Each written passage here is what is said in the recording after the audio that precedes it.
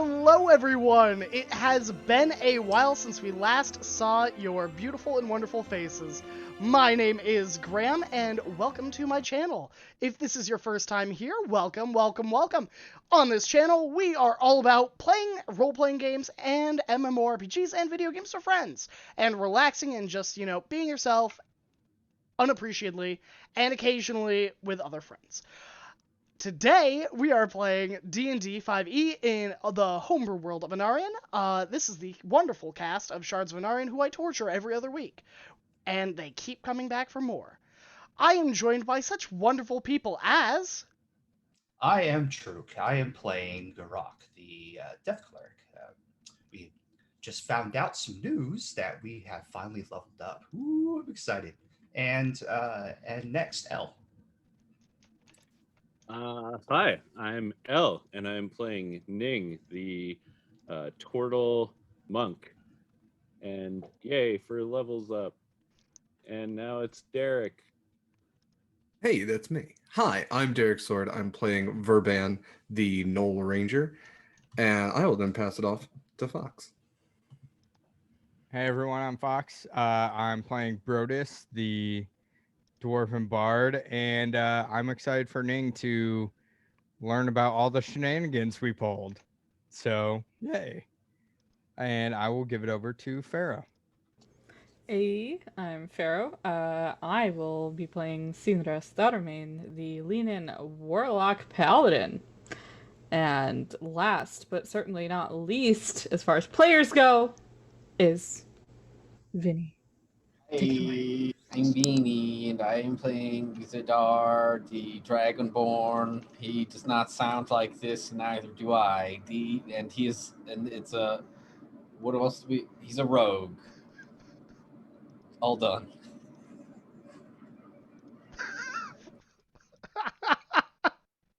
Oh, well, hey everyone, my name's Graham, or Graham Crackers, and without further ado, let's get into the game, shall we? Where last we left off, our party had arrived in the Crystal Caverns, the home of the dwarves, who centuries and centuries ago were forced to leave their ancient kingdom and flee here because of a dragon attack, as they do. Cursed with a illness or a disease or a magical curse, nobody really knows for sure, these dwarves slowly over the course of their lives turned to stone. And currently they have been seeking a way to reclaim their past glories and to cure this curse. Our party gathered in the city and ended up going to deliver a shield and axe to Thomari, who is the... Well, I guess they didn't know this, but they are the proprietor of Maps and Markers, which is a store that sells a lot of maps of the local area, as well as ancient maps that are brought in by adventurers. The party once gathered there, purchased, I believe, 3 maps, as well as promised Thomari that they will join them in 3 days to search out the ancient city of Mondag Tithe, which has been long forgotten. Alternatively, Verban and Zadar separated from the gang and decided they wanted to do some business. By business, they went to Thunderjugs, the most hardcore, brawlingest, crazy alcoholic drinkingest dwarven bar they could find, in which they donated, I believe it was 35 gold? Somewhere around there? Maybe 25. To get a partnership with the restaurant itself in return for a 2% gain, as well as 0.5% if they are able to bring a new recipe of pie to the restaurant, and it is taste tested the next day. Alternatively, the rest of the party all got drunk afterwards and decided that they were going to go back to the tavern, which had been kind of gathered and arranged via Brodus' companion. Once they got back there, several of them had some strange dreams, and I think that's where we're going to pick up. Is the early morning, the day after. I will correct you on one thing. Okay, I bought 3 maps, and then we made 2 maps for Sinra. That's what it was. For a total of 5. Okay, so you've got 5 maps. two copied, 3 bought. Yep. Wonderful. Only 3 of them are useful. Woof. Oof.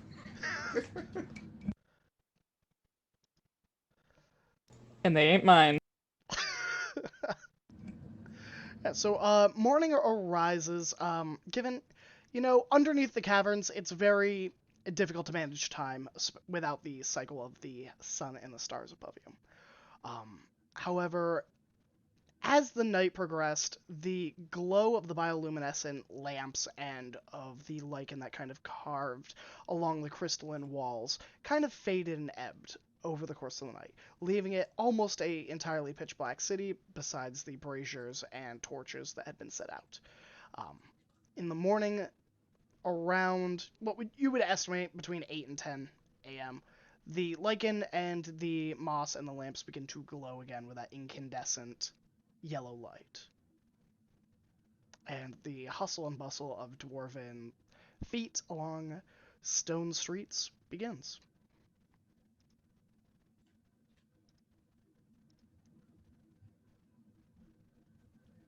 I'll get up and go knock on Lanthario's door.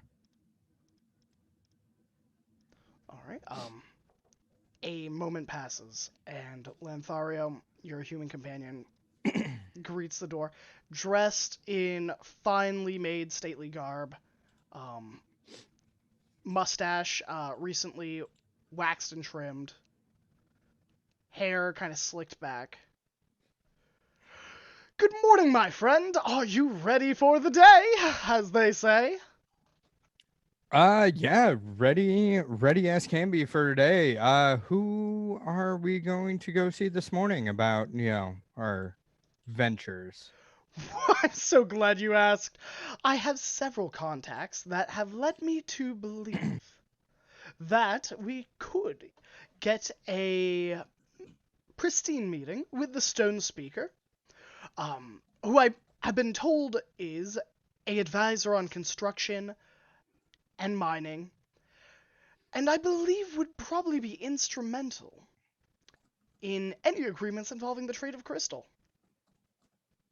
Perfect. And those are at what time? Oh, in the afternoon.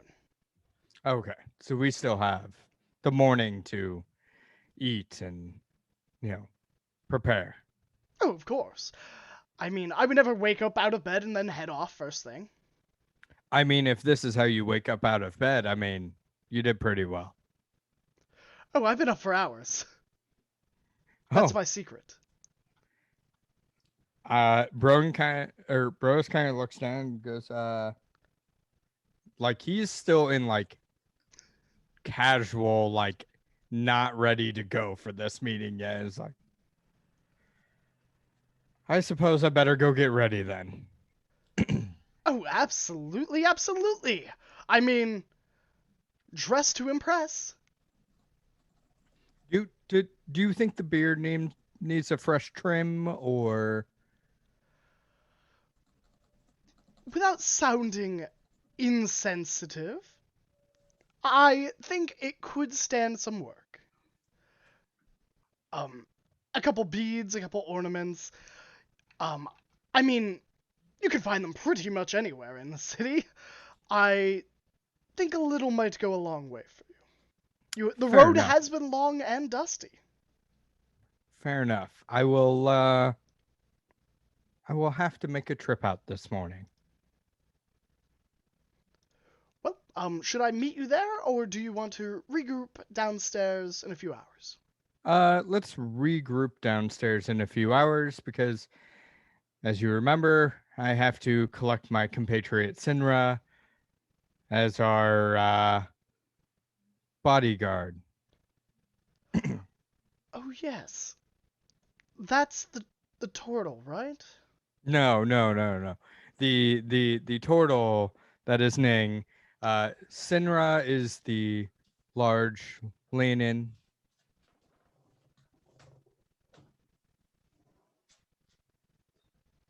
You you she was with me at your door last night.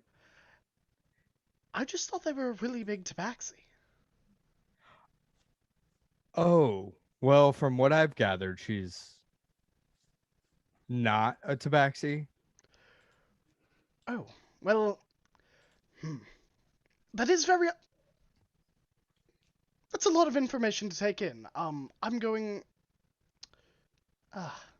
Well, I'm gonna go back into my room now and forgive all the history lessons I've been given over the years in my extensive time with nobles, but as far as I was aware, there aren't any more Leonin.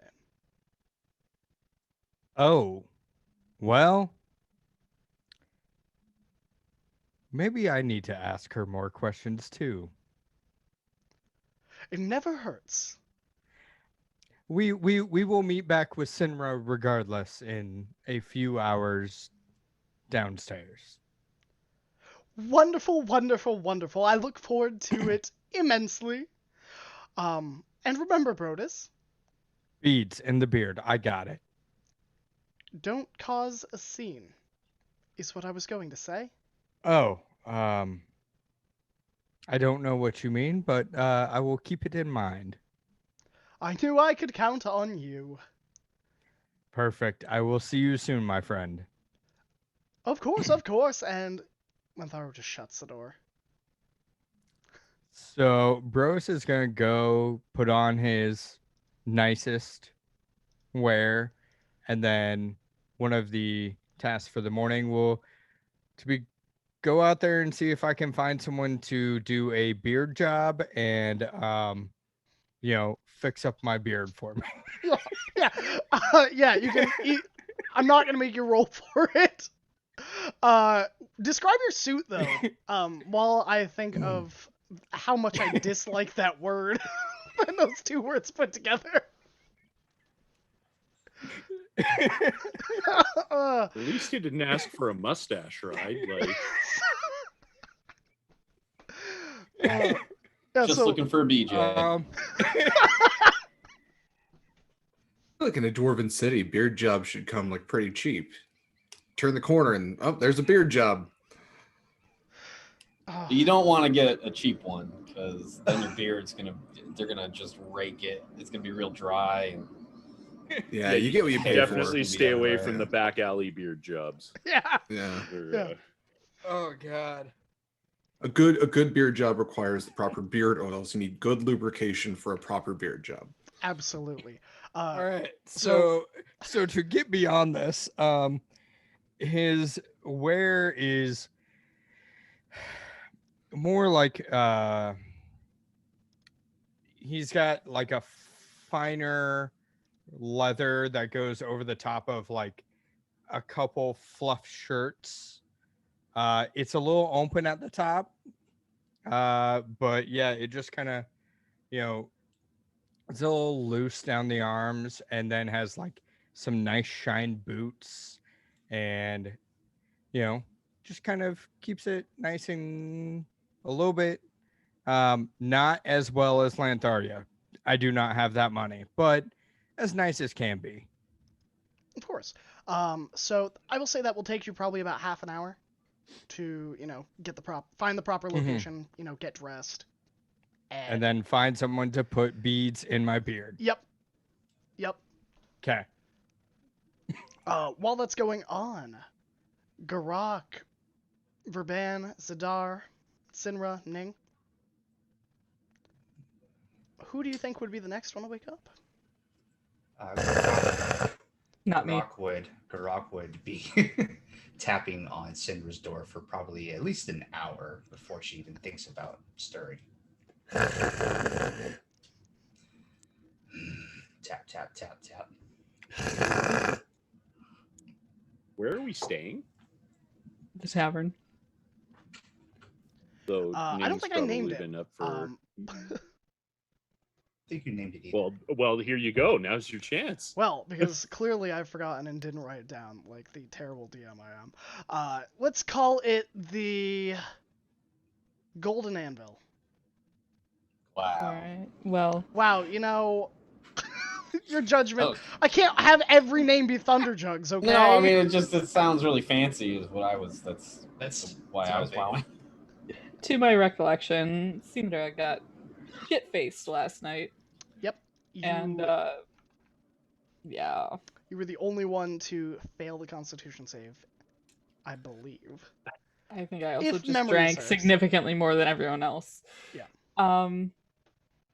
So you hear her snoring on the bed in there, assumedly, very loudly. You can hear it from the hallway. Garok's just going to keep on tapping until she answers. Eventually she'll get up. Is it just like little taps? Like it's not even a loud noise to wake her up? There's no rush. She Okay. can't leave the room unless she jumps out the window, and then he'll hear that. Okay. Well, I don't think the taps will wake her, so I guess someone else will find you tapping the door before I awaken. Yeah. Zadar with the highest passive perception of the Verban, Ning, and yourself. I think you would probably hear this tapping from your room. I was gonna say Ning would have been up for hours already, have done their morning meditations, and is probably awkwardly standing in the tavern, like looking for their companions, but like just like they did at the start in the carriage tavern, is like standing in a prominent area, like not moving, just kind of staring. It's okay. All right, creep. It's a party full of creeps. So creep number one standing in the tap room, I guess, and then Zed has to get up now because there's a tapping happening. He just kind of throws the door open and sticks his giant head down the hallway and sees what Garok is doing, and I guess like just kind of shuffles over to him and then asks him, like starts talking to him in Draconic. What are you doing? He responds in Draconic. I am simply just trying to get Syndra up. We must have a talk. But last time I tried to wake her up without precautions, I almost lost an arm. So your solution is to wake up everybody. In the entire, you're being you can hear yourself doing that, right? And then Zed starts tapping like way harder and faster on the door. You hear this, right? Yes, I was trying to be polite. Well, I don't think it's going to work. You either need to commit to waking her up, or just come with me. Just leave here. Just wait for it to happen. Verban is gonna like open his door and lean out, and in Draconic go, "You should try bringing her breakfast." Breakfast. Yes, that's a good idea. I think I'll do that. He starts walking. Also, you're being down- incredibly loud. Shut up. He'll close this door. It's not a calm language. I think I'll still go get some food then. Right. Good. Yeah, let's do it. Yeah, He immediately walks downstairs. Yep. You set down this curved stairwell of carved stone that leads to kind of like a basin area. It looks like almost like I think they're called calderas, where water or lava at one point kind of pooled in to create like a divot. Looks like the tavern itself has like all of the seats have been made within this divot in this caldera, and there's kind of this crest where they kind of have carved out the stone to build a kind of like a bar. Oh gosh, I don't even know the word. A bar counter. There's several dwarves that are kind of milling about. Not a lot is happening as you come down. It looks like most of the dwarves kind of are nursing their drinks either from last night or this morning, or preparing to get out for the day. You would see Ning standing there in probably like, I like to think like if you split it up into quadrants, maybe like the left, right, not the left, right, the bottom right quadrant of the room. And let's see. There is one bard playing a dulcet flute song in the far corner opposite Ning. Dulcet. Your vocabulary So in that case, is great. By the way. in that case, Ning is staring at the bard and like swaying with the music slightly. And with my 10 passive perception, probably doesn't notice Garrick come down at all. You all have a crit from Tiny Poison. Thank you. I wrote it down. Zadar immediately goes to eat whatever, all that is whatever. They're always a creep, doing weird stuff early in the morning. Zed needs spicy. He gets the spiciest thing. Spices. Sure. Currently on the menu, they have a few items that would probably tickle your fancy. They have a jerked Roth, like jerked chicken, kind of covered in spices and herbs, dry rub, the whole 10 yards. They have a porridge that seems to be derived from some sort of fungus, it looks like. But it had 3 fireballs on the menu. Had 3 fireballs on the menu. All right. He'll get some of that, and then he'll get the meat, put the meat in the porridge, mix it up, and then like spear the meat onto his teeth, and then just kind of snap his teeth a bunch, like rhythmically, and like lightning will kind of like little bits of lightning will start pricking at the meat and like cooks it more, and then a lot of the porridge kind of just explodes everywhere, but some of it stays in his mouth, and then he just like chomps like that with like sparks flying out of his mouth. Garok's going to try to get some, whatever the freshest meat is, and tell them to sear it on one side for just blazing hot for not even a minute, and then flip to the other side and give it to him. The dwarven proprietor that's kind of standing behind the bar with like a dish rack. The telltale signs of a tavern keeper. They've got a mug and they've got a rag and they're just cleaning it. I can do that. All right. Not one to judge. And they put in your order. It is 5 silver. And they will do that for you. They quickly sear it and bring out this plate with the heavily seared on one side, lightly seared on the other. Slide it over towards you. He'll gladly hand over the 5 silver pieces and proceeds to walk upstairs and more aggressively tap on the door, and he calls out, "Sinra, food."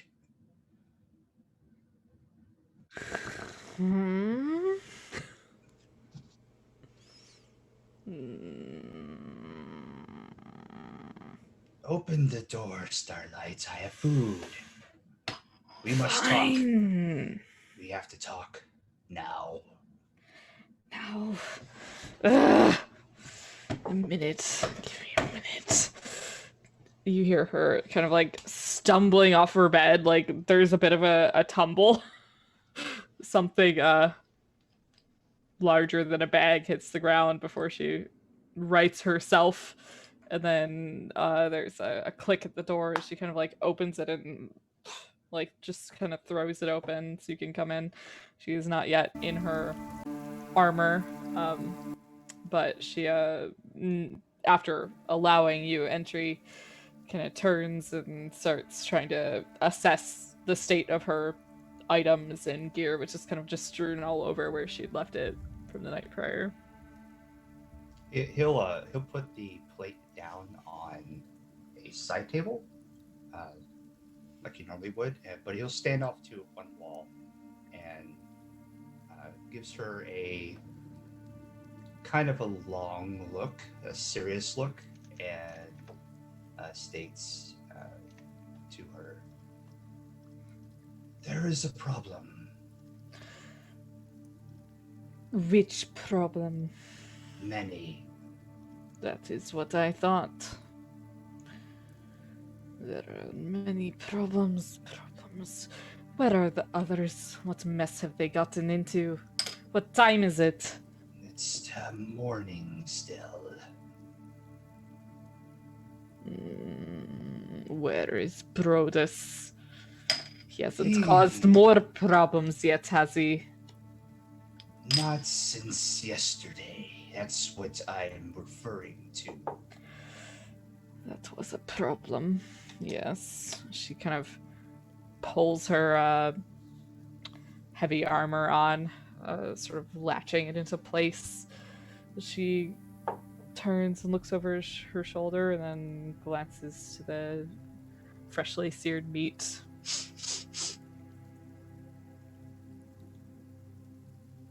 That is for you, of course. You're going to need it. I will. I do not have more coin. We will need to find another job soon.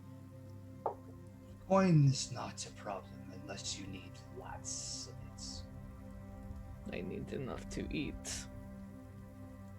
I took care of it. And we'll take care of the rest. All right. What I need to talk to you about is Brodus's decision to go down into the caverns. This stupid decision. Yes. So talk. We cannot go down there. But we can, and must we not? I've given my word. That is also another problem. If you insist to go down there, I will. He emphasizes will go down with you. But what's down there will destroy us. Perhaps. But how much do you value this life? I don't think I need to remind you of my oath to you. You do not. Then let me say again that what's down there will destroy this party. It will. But we did not agree to defeating whatever danger is there, merely to leading this very strange dwarf to the location. Do you think the traversing of this will be as deadly as the final destination might have been? I do. Even just arriving there. Hard to say when we're just arriving, but there is something down there I haven't told you about. It's even where I got this jug, and he taps the jug on his You side. have been there. I turn and look him over. Yes, Starlight, I have been there. You Not haven't to told me long this. dag type, however. I didn't make it, but I was close. What's down there waiting for us is none other than a dragon. Yes, but I did not agree to slay an ancient dragon. I agreed to taking this foolish dwarf to the vicinity so that he can map it. Was that not the agreement? But nonetheless, the risk is there. It is. You are not wrong. I will protect you, though, as promised. And I will protect you. Do not fear for me. What is there to fear for? Then I must ask you a question. How far will you go for this Brotus? This half-beard? I don't think he likes that name. He But made he a is. face when you said it. It's Perhaps. like all of these half-beards. It's just he's more half than half.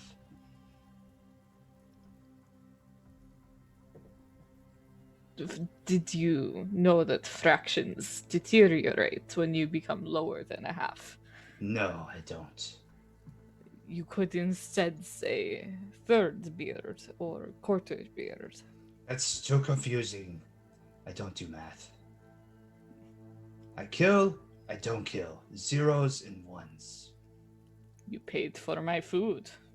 Is that not math? Simple trifle things. So what do you want? You want me to say that I will not put myself in danger of death? Is that it? I cannot promise that. You know this. I just want to say my oath stays intact. I leave the decision to you. But we will not survive a dragon if it senses us. It senses our broad starlight. We will not survive a dragon that slew a kingdom. I am no fool. I understand this, even if he does not. But locating the city, perhaps it is possible. Doing more, I have no desire to do more. I have too many questions, and I do not know if I will have a chance to answer them if I am dead once more. Agree. I will also say it takes many. It took me many months looking for it. This is not a short adventure. It is not.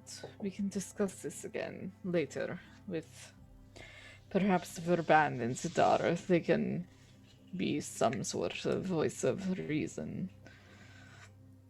But for now, I think I do need to find Brodus. He is meant to get me an audience with someone more important. That's the other thing I wish to speak to you about. I also seek audience with one is known as Speaker and the High Priest here.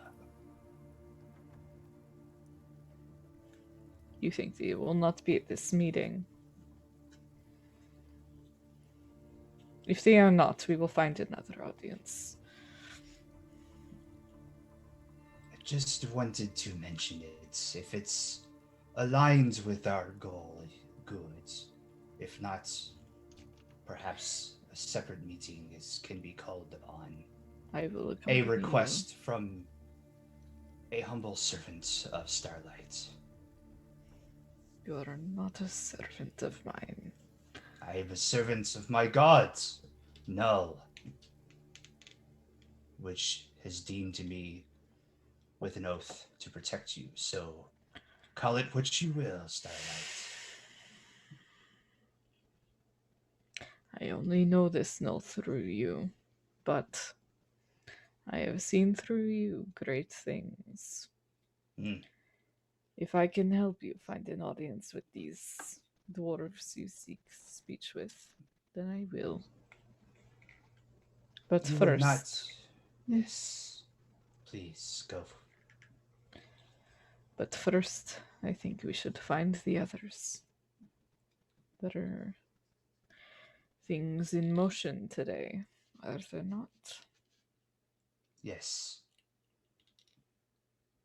I must speak with them too. Let's go. When you have finished eating, which you must do now. Tear a chunk off, and I head out the door, slinging my shit over my shoulder. What little there is, actually, she doesn't carry that much.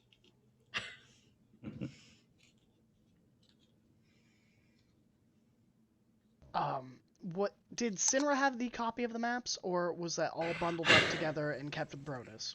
Nope, she handed them to Garak to carry. Okay, so Garak is carrying them. Good to know. Definitely not her servant. Yep, there is 2 map scrolls, one with Garak and her maps, one on me with my maps. Okay. Just had to clarify that. All right, so Ning, Zadar, Raban, the morning passes. Is there anything anyone would like to do? Brodus would have returned around the end of that conversation back to the tavern. Is there anything any of you would like to do before meeting with the councils? I need to make a pie.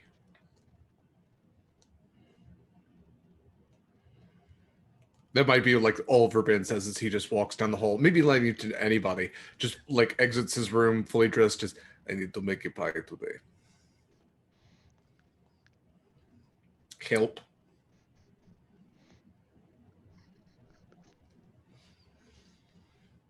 Is this after our conversation? Okay. So you're heading down the hallway as we're exiting my room, I guess. Yeah, just he might just repeat that like every 15 steps or something. Zed will toss him an onion. Is good start.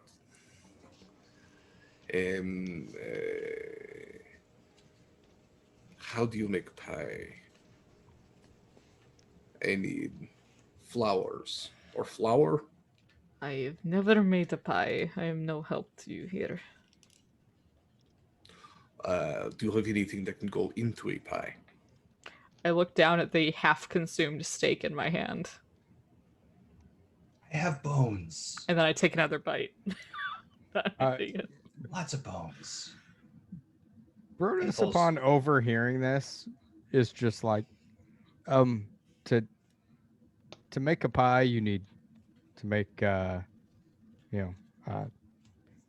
you need to make a shell for the pie, and you need flour and egg and Gavrok. Shell like items. Ning? I need Ning to make a pie, is what you're saying. No. Ning has a shell. No. Gavrok, where Like can we find a chicken egg. market? A Chicken market egg. near here? Yes, I believe so. DM, do I remember if there's somewhere near? Oh, absolutely. So you pointed out to the party yesterday when you were heading towards maps and markers where the trade wing of the market is, which was down that alleyway down in the second layer. But opposite that, there are several markets, both food, agricultural based, more armament based. If you can think of it, and it has a price tag on it, it's down there. Yeah, I just couldn't remember if it was the first or second layer. Yep, second He layer. will point that out to Verban. Easy, follow I'm going me. grocery shopping. Yes, I would like company. Yeah, my mom also used to make pies when I was younger. I have not made one, but I do you know remember what they some things. Yeah, what they look yeah, like? Yeah. That will be helpful, no? Yeah. It's better than nothing. Will this conflict with the meeting that you have planned for the morning? Is it getting towards meeting time, DM? So it took 30 minutes to get there. It's going to be in about 2 to 3 hours. I would say if you're fast, you could do it. If we are Should fast, we nothing could make a pie. stop you or delay you, you could do it. Okay, I don't have a lot of time, but I can at least help you shop for what you need, and then I may have to go to a meeting. Senra, you wanted to come. I will accompany you. I do not know if I approve of this accompanying them with not enough time. This is a recipe for disaster. I mean, or we can write a list and, they can go shopping for it. That sounds preferable. Okay. Brodus wants to write a list down. Sure. Are you going through your bag to get the supplies, or? Yeah, I'll just write it down on one of my sheets of paper. Sure. Not the paper bird, just a normal sheet of paper. Sure. Roll me a perception check.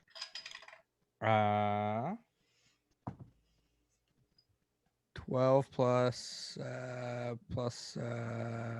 3, 15. Sure. So as you are quickly getting the non-magical paper and the ink and the quill out of your bag, you notice a pink fabric peeking out from the bottom, neatly folded, and a piece of jewelry sitting in your bag. I will say they are intimately familiar. I am going to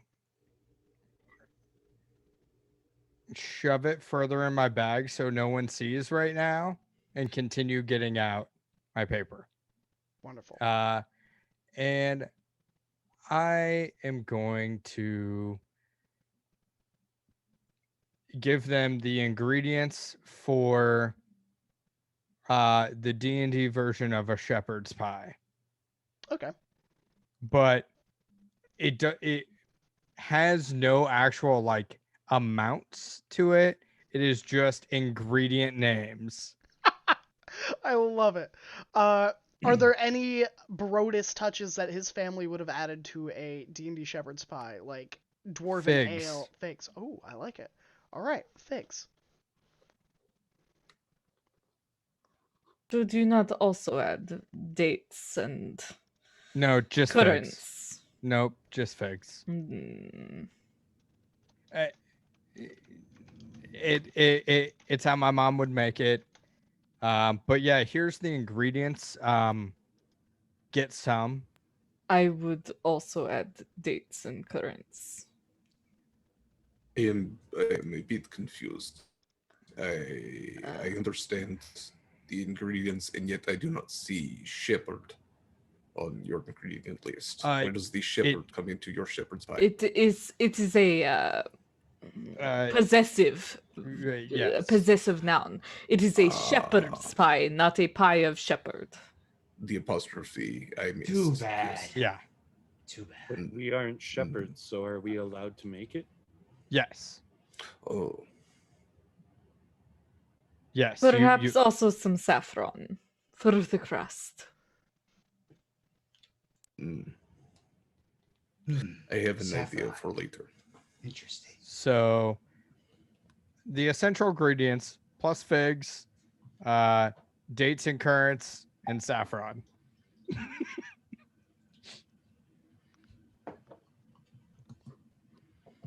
With no amounts. So they're just going to have to figure it out.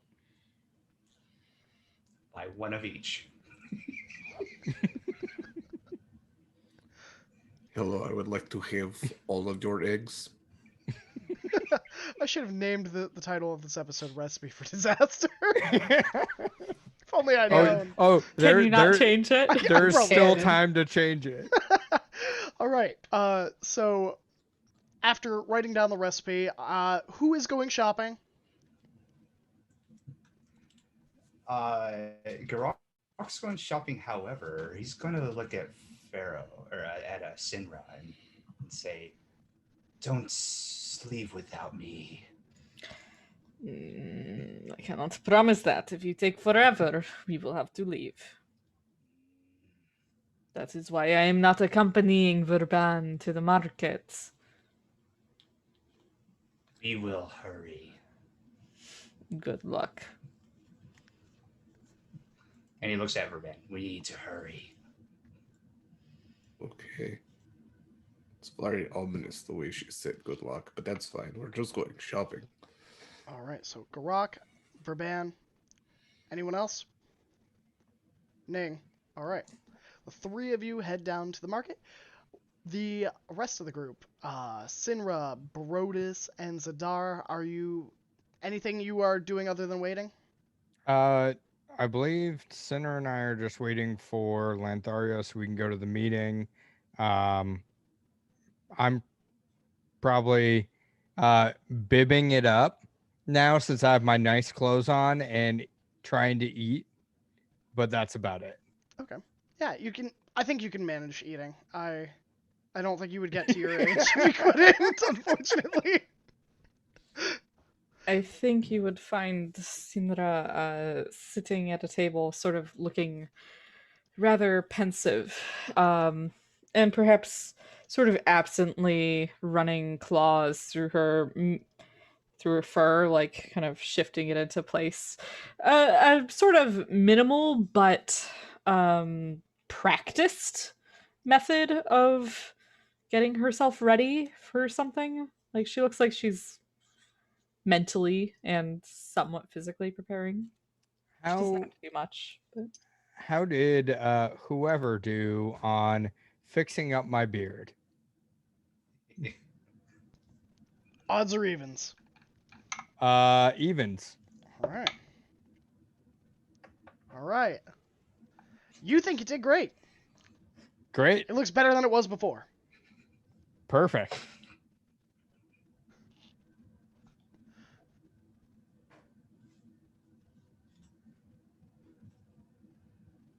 Okay. Yeah. Well, I think they added a little bit of wax to your beard, some oils, some fragrances, Nice. maybe a few like ornate beads, Okay. but I nothing that would accept break it. the bank. Yeah.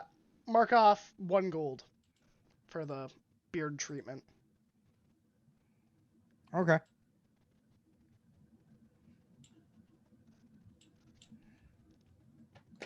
fancy beard treatment. Yeah. Zadar, what are you up to? I don't know. I guess he would just be. He's waiting for the whatever we were. What were we doing again? He doesn't remember, and neither do I. Why are we here? Like we had to deliver a thing to a guy, and then we agreed to go in the cave.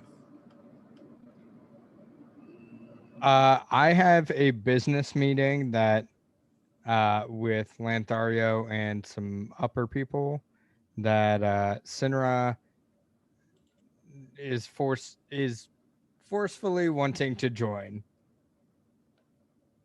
Yeah, upper people. Mm-hmm. Yeah, Zed wants in on that. That I am standing right here. Yeah. But we're doing the opposite. Okay. Upper people, you say?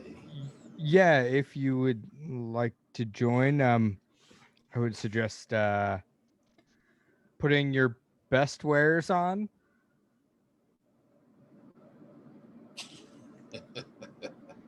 These may be his only wares, Brodus. Well, If my smell offends you, we can find some. yeah, Well, not flowers, but something. I'm sure. you could just take a bath. That's a whole production. I don't believe we have time for. You look fine. Simply do not offend anyone. It is important that we have this conversation without inciting problems with nobility that we do not know. That is something Lanthario said this morning is for me not to, what was the term? Not to cause any trouble. Good advice. If a bit non-specific. What specifics would you like? Oh, I don't need any. Then there is no problem.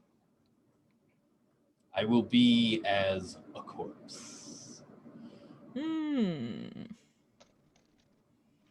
But one of those ones that's been animated. Ah.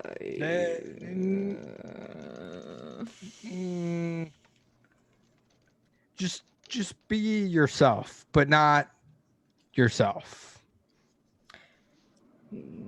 It's what I'm best at. Do not offend them, and I am sure there will be no problem.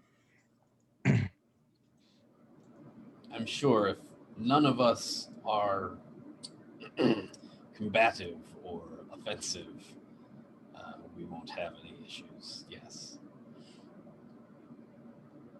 Perhaps it is better if you don't talk. I agree. Thank you. Enough. But yeah, we're just waiting. Okay. So we will go over to the market crew. Garak, Ning, Verbam.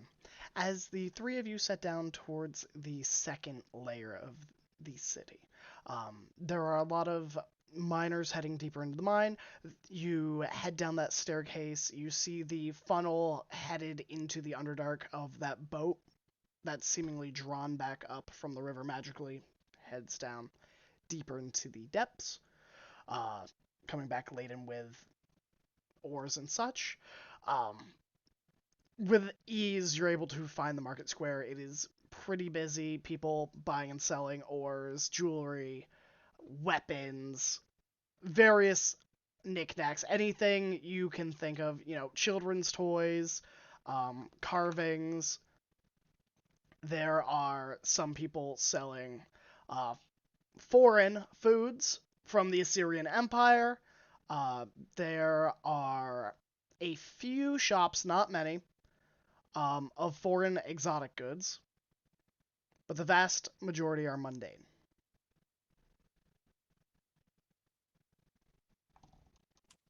Hydrate, y'all. Thank you. I'm gonna hydrate before I dehydrate. Rock would look for the first general store he can think of to find. Okay, roll me a investigation check with advantage. Investigation with advantage.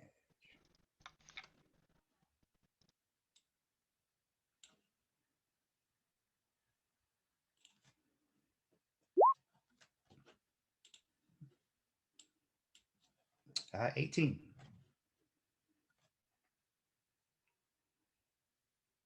An 18, you are quickly able to find a general store. It's on the front. It's kind of got this emblazoned with that same glowing lichen that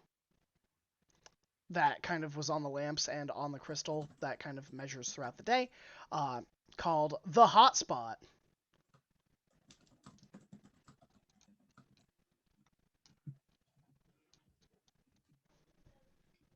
He'll quickly walk in and kind of gesture his companions to come with him. Is this where they have the things I need? They should. Okay. Doesn't feel very hot. Don't know. They have stuff. Oh. They should call it Stuff Place. Place of stuff. People Stuff should say spot. what they mean. I don't I remember agree. why they call it the hot spot. They just do. If everyone called it the stuff or the things, it'd just be too many of them. This place is huge. Massive. There should be fewer things. It's fine. Urbane will just walk in, eggs, flour, just announcing to the store. Yeah. So there are a few dwarves perusing the goods. There are several. It looks almost like podiums, but with like the flat top that kind of are located at about 5 feet intervals, allowing walking space between them, of various on sale goods that it seems like the hotspot is trying to remove or get out or kind of push product. And there are about 3 lines of those on the far shelves by the window, as well as going around the perimeter up until the counter are various trade goods and bins. There seemed to be a bin for everything, and behind the counter is a very fancily dressed dwarven man and a very fancily dressed dwarven woman. I'll just walk up to them. I need assistance. Just hand my list over. The dwarven woman kind of takes it, holds up a finger. One moment, dearie. I'm dealing with a customer, and then I'll get to you. And she takes about 2 minutes with this other customer, ringing them up, handing them a bill. Now, let's see here. Eggs. We've got that. Oh dear. Honey, do we have this? What's that? I don't know if we have that. That's hard to come by. Hard to come by these days. What do you think, honey? Well, honey, I don't know. I'm a little unsure if we have that. Do you think it's in the bag? Well, you would know better than me, my own chain ball. And they kind of look at each other, look back at you, look back at each other, let out a laugh in tandem, and the woman hands you the list. One moment!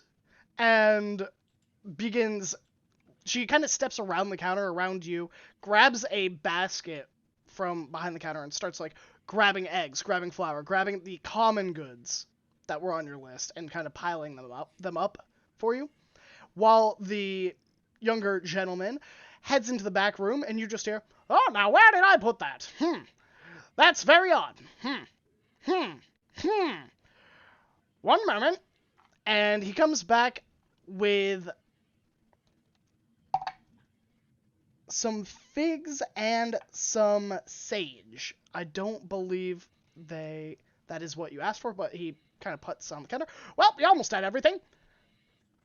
Dates are in large supply here. What were you not able to find, and do you have a best replacement? Well, your list called for saffron. Don't have any of that, I'm afraid. That's okay. But I could do you one better. Okay. For additional 5 gold, we could give you elven herbs. I do not have 5 gold. I am a recent co-owner of Thunder Jugs, and it has depleted my currency stores quite significantly. Oh.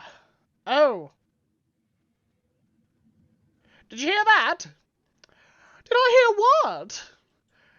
We've got a recent co-owner of Thunder Jugs. Oh my.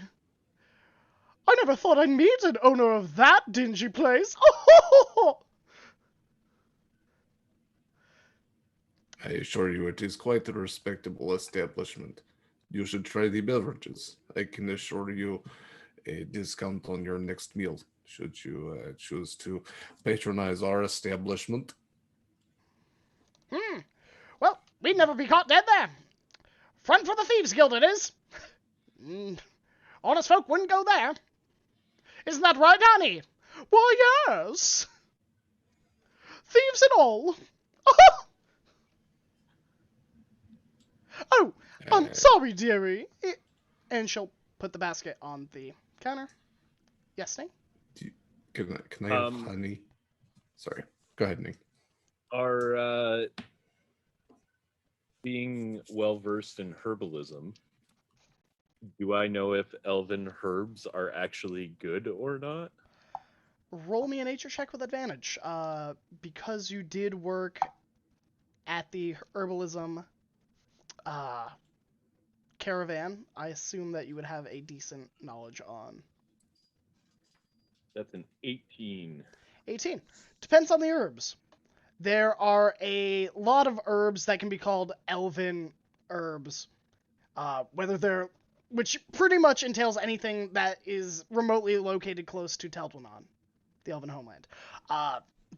There are a few specific ones that you could see being very good substitutes, which would be Elf's Ear, Lavender. I'll make up names as much as I can. Let's call it Golden Leaf. Those would be the top 3 that would stand out, but also Elven Herbs is very vague. If you were able to look at the leaves the herbs that they have in stock, you could probably identify them. So, sorry, can the 5 gold, can I look at the herbs that you want to sell my friend for 5 gold? Oh, of course. One moment while I go get them. And the young dwarf heads back once more. A few minutes pass, and he comes out with this kind of not a box, but like kind of like a box, like a cigar box, those old-fashioned like cedar boxes, and kind of opens it. And it looks like there are about 4 different types of herbs that have all been kind of dry pressed to preserve them. From what you can see, they do have golden herb. The other 3, one of which is definitely poisonous. One of which, not really for eating.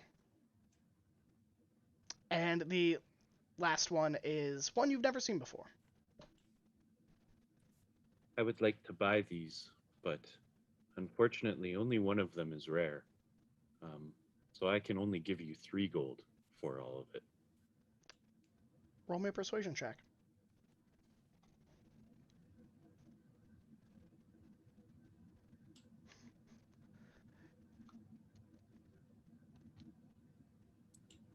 The 7 minus 3 You is do have crits 4. on the board if you would like to use one. No, this is better. Not rare. Do you know all the troubles we had to go through just to get these here? That is fair, and I will just pull out 5 gold and give it to them.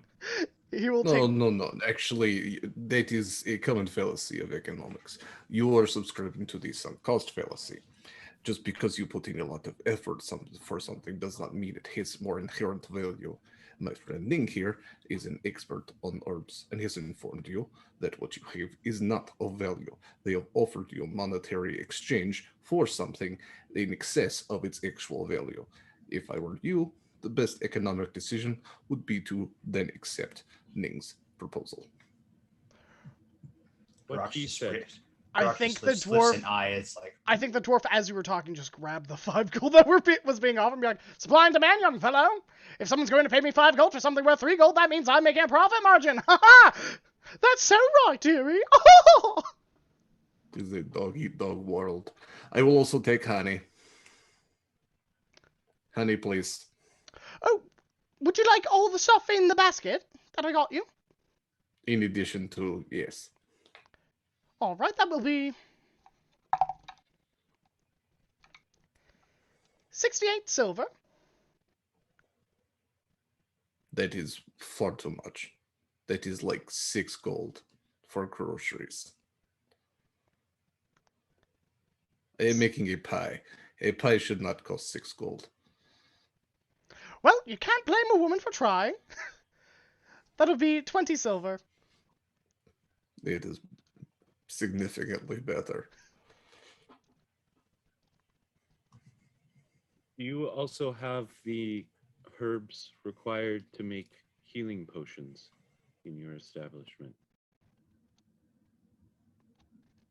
The 2 dwarfs kind of look at each other, start whispering. You see some shrugs. They turn to you. We're a general store.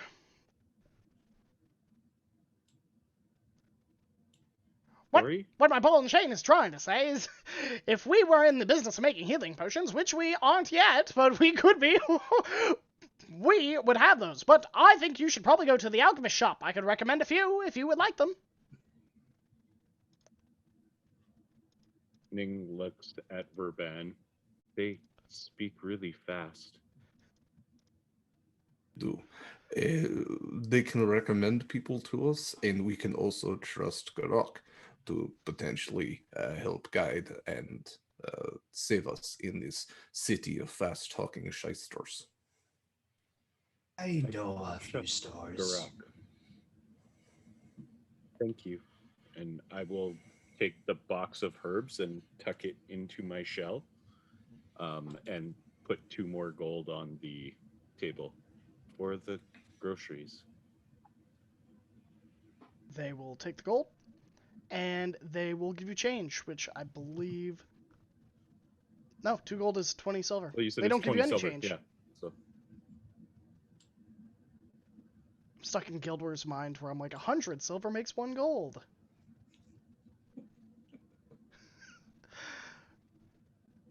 But yeah, so they will take that, slide the groceries over to you. You're able to keep the basket. We got a free basket out of it.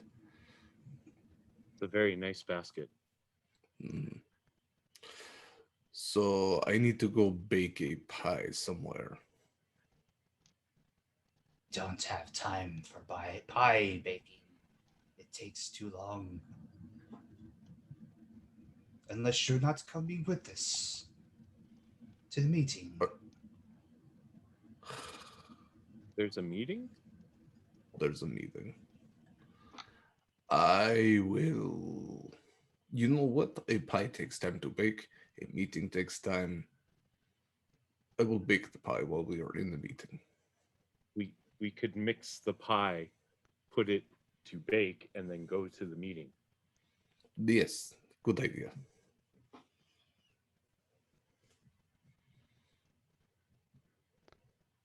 What Okay. could go? All right, so you all head back to the tavern. About the time that you arrive, Lanthario comes down, dressed to the nines, hair slicked back, mustache waxed, carrying a small satchel that is slung over his shoulder. It's kind of like what you would think of like a messenger's bag to be. And you see, like, it is very, very routinely checked. Like, he is constantly, making sure the clasp is on, making sure it's still on him. All right. Well, good. Wow. There's so many of you here. They've just arrived. Yeah. Are you accompanying us, Verban? Or are you making your pie? Both. We need to leave. Yes, we must depart. If you are to bake a pie, will that not take time to prepare? I will save pie for later. Fine. Is there a time limit on when you can provide them this pie today? Or can you do it when we come back? I need it by the end of the day, or I lose Then half there a is no percent. problem. But that meat, you should put it somewhere cold so it does not spoil. But then we shall go. Looking at his groceries, does it look like he overbought the amounts and or underbought? Roll me me that, a Graham. perception. Oh, roll me a perception check. 13? 13. For you, I should lower the DCs for you because you rolling above a 10 is pretty remarkable. Excellent. Yeah. They gave a few extra eggs. Definitely more flour than was needed. But right on, like, you can't buy honey in small amounts, so like they gave Right. what you would get for honey. So you probably has honey in excess. So most things probably has an excess. Yeah. Okay, I'm just not going to say anything and just hope that, maybe they pour in the right amount. I don't know. It's fine. I have a plan. I can that help plan. with keeping it cold while we are gone. And I will go to the bar and get a large thing of water. Easy enough to do. And Ben, let's go to your room where you can store the stuff until we get back. Hmm. Hmm. And when we go up, I will help Burban take all of the things out of the basket, pour the water into the basket, and then use a key point to use Shape of the Flowing River and freeze the water.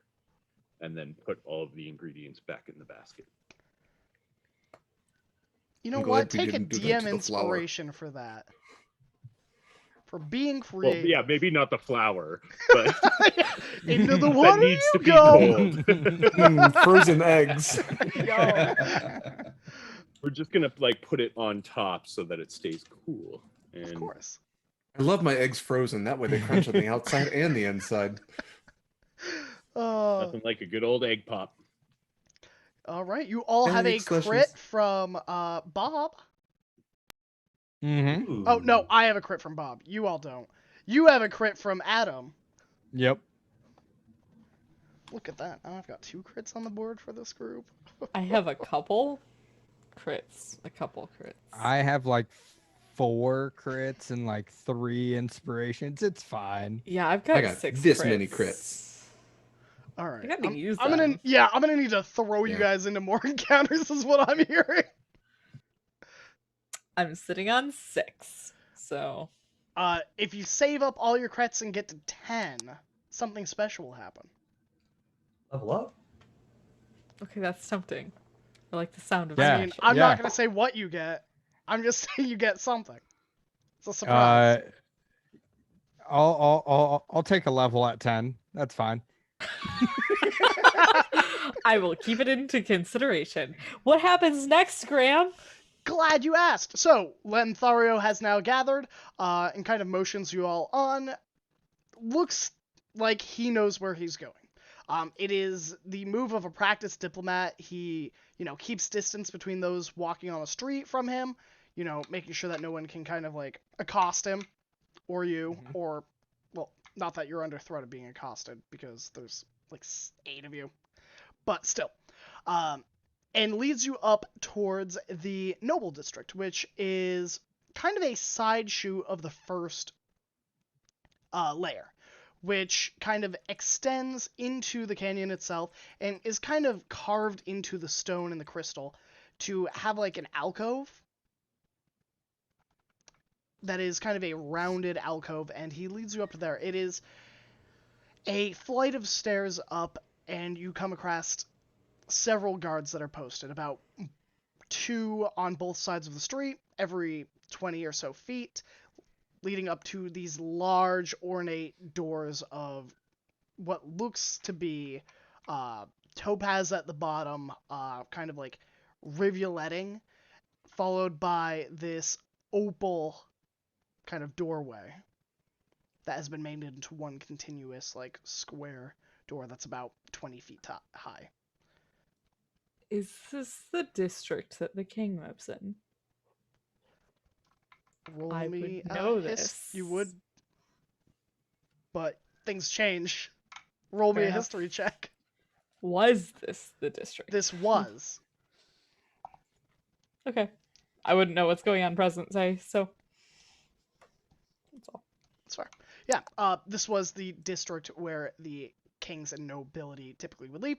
You would know that past these doors is kind of like the council chambers where the common people can kind of speak grievances, can have like where the courts are going to be, and then there are offshoot tunnels from this that lead to individual houses and their abodes. And then further on is the king's kind of almost like a citadel within a citadel. And that is where the king resides. Be on your better behavior, I mutter to those of our companions who are nearby.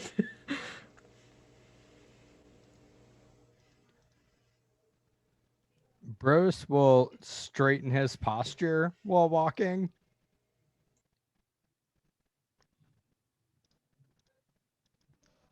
All right. You know what? Thank you for that disadvantage, Bob. I appreciate it. You continue on. Lanthario, as you reach those two large doors, Lanthario kind of steps in front of your group.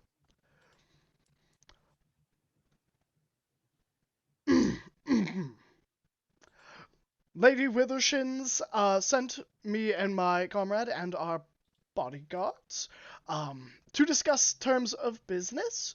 We are expected. If you would be so kind, it would be greatly appreciated.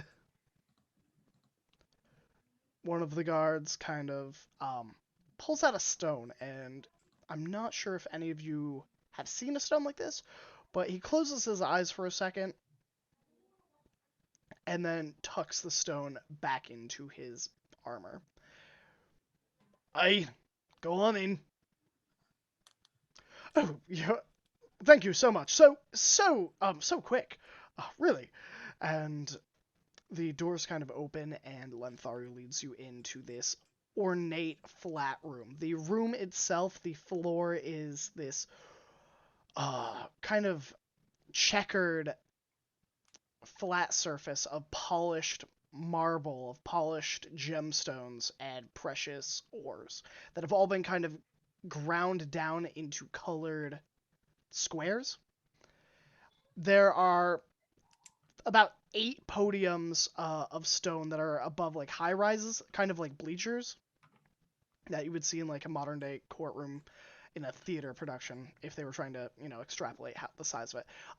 There are 5 of those and several benches and several podiums. To the left and to the right are smaller kind of lecterns with individuals kind of taking notes and kind of a line of dwarves speaking to them, getting directions, and being pointed towards the various tunnels that kind of offshoot in the back of this room, being pointed to various houses or being pointed to various other dwarves at other posts within deeper in the structure in the corner. A young female dwarf with this kind of auburn curled hair kind of slung haphazardly behind her. Very sturdy and very fit. Kind of offers Lanthario a wave. She's dressed in this almost silken kind of gown that kind of clings to her, and she carries a staff that is gilded of brass, and at the top of it is almost this hand clutching a gem that's kind of like an orb, and she kind of walks using the staff to kind of prop her up, and she does seem to have a limp as she approaches. Ah, good afternoon. It's right on time as always. Do you know who this is? I whisper to Gudrock. Do I know who this is? You do not. But I could say, this is, you don't even have to roll for this. You can make an assumption that this is an aide to one of the many nobles or counselors. Not someone, like, big of note. Just kind of, like the hired help. He leans closer to Sinrod and says, no, but there are many who can help get us to these council members and other people of note. She'll kind of roll a shoulder and then, I guess, step forward towards where Lanthario and Brodus are standing, perhaps, and look over this person of aid. Are we not to meet with someone else today? She will speak up. The dwarf takes a moment and kind of looks you over. Almost in that appraising gaze of someone doing a quick math on, do I know who this person is? How much of my behavior do I have to watch? My lips curl briefly past my sharp teeth as she praises me. But I think the way that Sinra stands tall and proud might lend her a little more credence. She seems to think she belongs here, Yeah. I'll say. The dwarven lady kind of reaches almost that same conclusion of, maybe it's a dwarven thing, but choosing to tread carefully, if you will. And she kind of offers a consoling nod. The morning meeting has gotten a little bit heated. I'm to bring you over there and to talk shop, if you will, while they finish up their session. May I ask, what is the morning meeting discussing? It is a meeting of counselors, yes. Aye. Brodus, roll me a persuasion check. Okay. That's a good one because I can't get below a 10 on that. Well, let me roll my dice at disadvantage. Let's see. 3, but that can't be lower than a 10, Okay. which is great. Is it higher than You a have a 13? million crits to use. Oh, you also got another crit, by the way, from chat. You know what? Thanks, Ron. Let's just crit it up right now. Sure. Why not? Sure. Crit it up. The dwarf kind of pauses for a moment. Well, sometimes people with magic, go a little mad or a little crazy when they've been stuck in their books a little long. And, well, one of them has decided to set up in one of the tunnels. So now the council are discussing what's the best way to get rid of them. We don't necessarily want to kill them. I mean, skilled wizards are a hot commodity. But at the same time, you don't want them turning you into anything unnatural. Do you Fair enough then.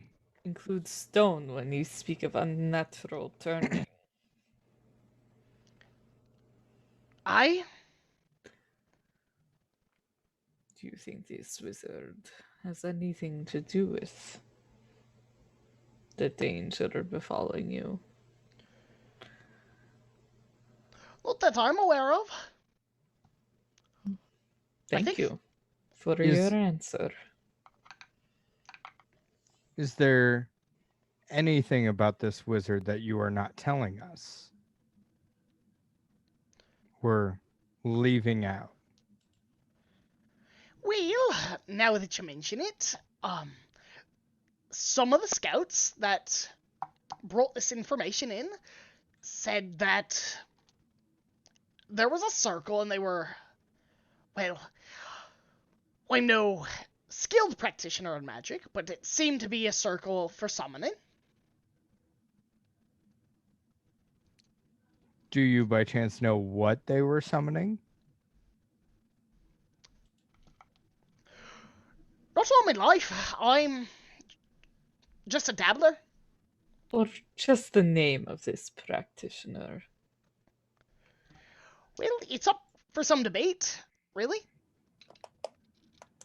Their name is up for debate. Have they Aye. not named themselves? Well, the problem Or is their name up for debate? Verban, I do not think that is what she means. You don't know. Maybe it's one of those riddle I things. It's just- assume, as one should assume, because that is a very stupid assumption. I'm sorry. I didn't mean that. I did. It's okay. You're probably right. I'm sorry. I'm so sorry. No, it's okay. It's fine. I know you didn't mean it. I did not mean to offend you. It was just it slipped out. I did. Are we okay? Don't be mad at me. The dwarf is just I'm looking between I'm more the two of concerned you. that you're concerned about being mad at me right now. This is very uncharacteristic. I would prefer you be mad at me. I'm not mad. Why would I be mad? All right. I turn Okay, to we're the moving on. dwarves. What is the name of the wizard? Well, originally, their name was Garwin. But they've changed their name in the past few years several times. Not sure what they're calling themselves this time.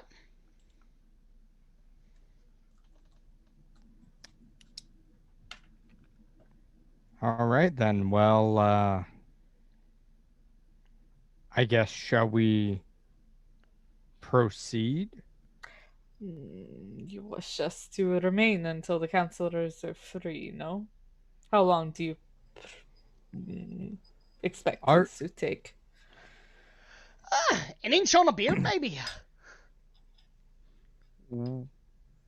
what would it take to sit in on the rest of the conversation?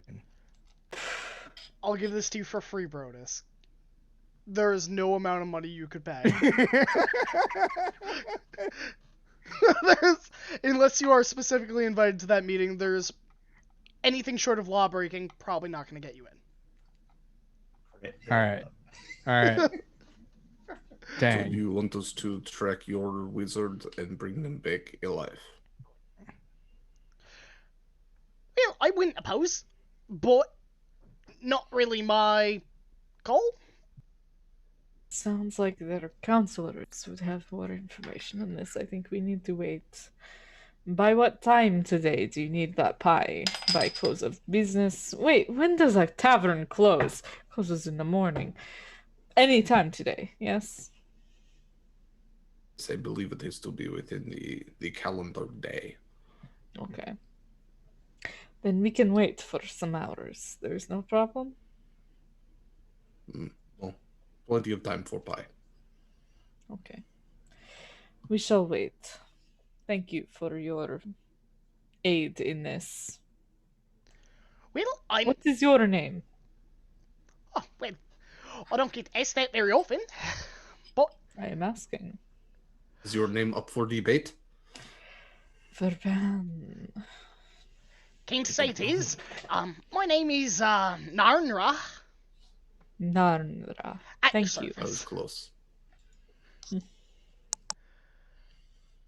You all would have noticed that Ning would have unclipped the stool Verban made him and has put it down and is sitting already.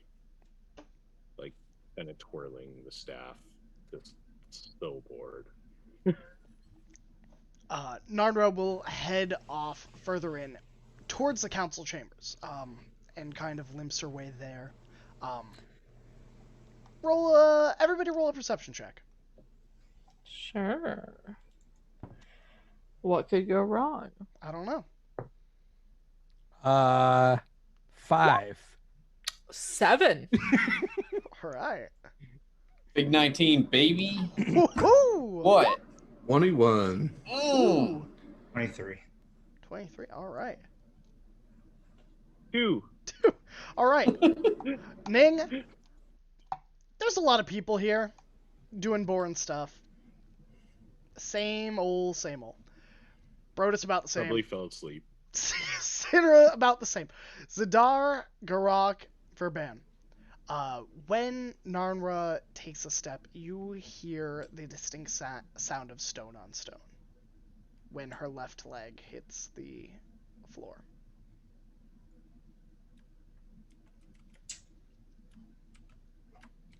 Grok will pipe up to that and proceed to talk to walk up to the aide. Sure. Is there something else you need? Yes, I have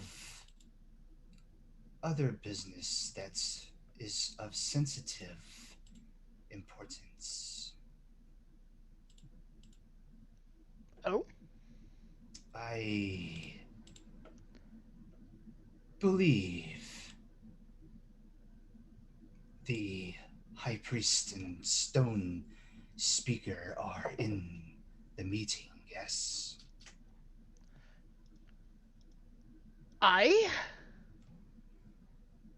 Do you know any updates to what has befallen the dwarven race with the stone name? A visibly saddened look kind of washes over this dwarf's expression as she kind of somberly shakes her head. No, we've tried asking the gods. We've tried. Well, we've tried a lot, but sometimes curses are stubborn. But not to worry, us dwarves, we're a stubborn lot. Yes. Do forgive me, but I have noticed that you have been inflicted as well. I happened a few years back.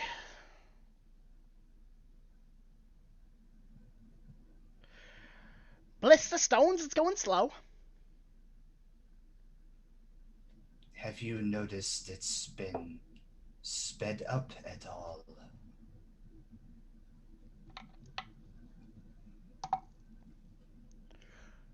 Not that I can notice. The curse affects everyone differently. Some people will, well, they go fast. Others, go the slow route. I have been investigating cures, healings of such sorts for years now. If I could talk to the stone speaker sooner, I might have some information. Alright, well, let me pop on in there and see if I can get it sped up a bit. Tell them the Death Cleric has arrived. He gives a small bow, and his skull, the skull helm that he has, just kind of gives a dip, which he doesn't do for many. She will offer kind of a polite bow and limps her way into the meeting, which is down a hallway to the left, with another big doors and several guards posted, and she kind of slips in. About 25 minutes passes. It is achingly quiet, besides the din of dwarves heading to that lectern and then being pointed in different directions. And finally, as if drawing the room from a slumber, the two wide doors open with a groan. And that's where we're going to take our break. All right, everybody, we are going to take let's say, 8 minutes? Sure. We'll take an 8-minute break, Yeah. and we'll be back Sure. at 47. Ooh. That's 9:47. Exactly, on the dot. On the dot. I would never, not take us live at the time I said I would. That's never happened. But get some water, get some snacks, do what you gotta do. We'll see you shortly.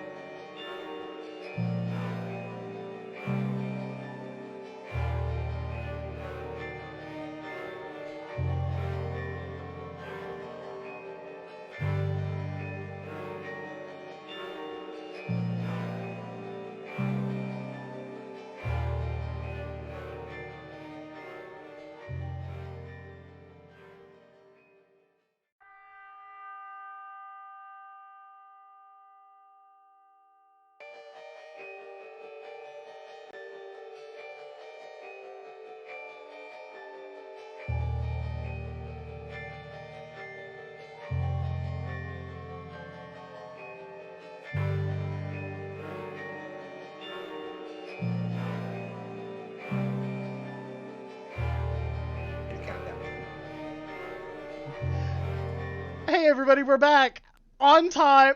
On time. It was still 9:47 when I clicked the transition button, but we're back. We're back. I did it. I'm not a liar this time. I promise. Once again, welcome back to Shards of Anarion. I am your wonderful DM, Graham or Graham Crackers, and welcome to my channel. If it's your first time here, we are playing some D&D 5e homebrew.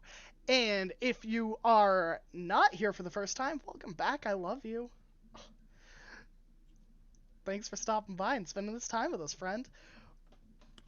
Where we last left off, the doors to the Dwarven Council Room open with a thunderous groan, and several well-dressed individuals begin to come out into this main room. Several are dressed in fine robes. One is dressed in almost a mix of chainmail and plate, with a large hammer, and a religious symbol that is made out of a medallion that is large and made of gold hanging from their neck. Behind them, still within the room but within the vicinity that you could see, is King Avalar, who is still seated at this kind of stone-carved throne and has not left the room. He is surrounded by guards, and the council members kind of funnel out of the room. Question. Sure. The guy in all that awesome armor with the gold symbol, was it by chance a hand with an eye on it? You know, roll me a I guess perception check would make the most sense because you're looking for details. 5. But I appreciate the effort. I really do. So roll me a perception check. 5. 5. Use a crit, Fox. I swear to God. Did the Say doors for close 10. behind the counselors? Not yet, but there are a lot of guards in between. I will give this to you for free. If you try to make a mad dash in there, you're probably not going to make it. No. Not even you, Ning. Not even you. When I make guards, they have Sentinel and polearms.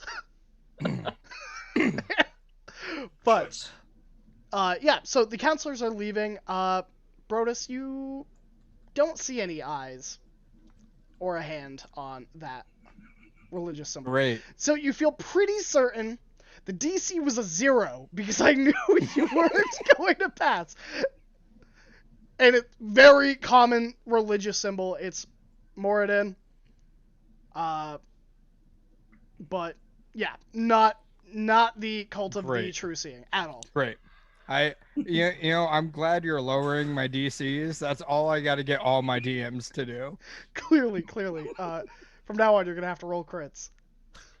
Can Oh. I recognize by any of their clothing or arraignments what station any of these people have? Sure. Besides the priest, who is obviously a priest, but the rest of them, can I ascertain anything? Yeah, roll me anyone who would like, roll me a perception check. Can I just use one of my numerous crits? Yes, I will never stop you from using a crit.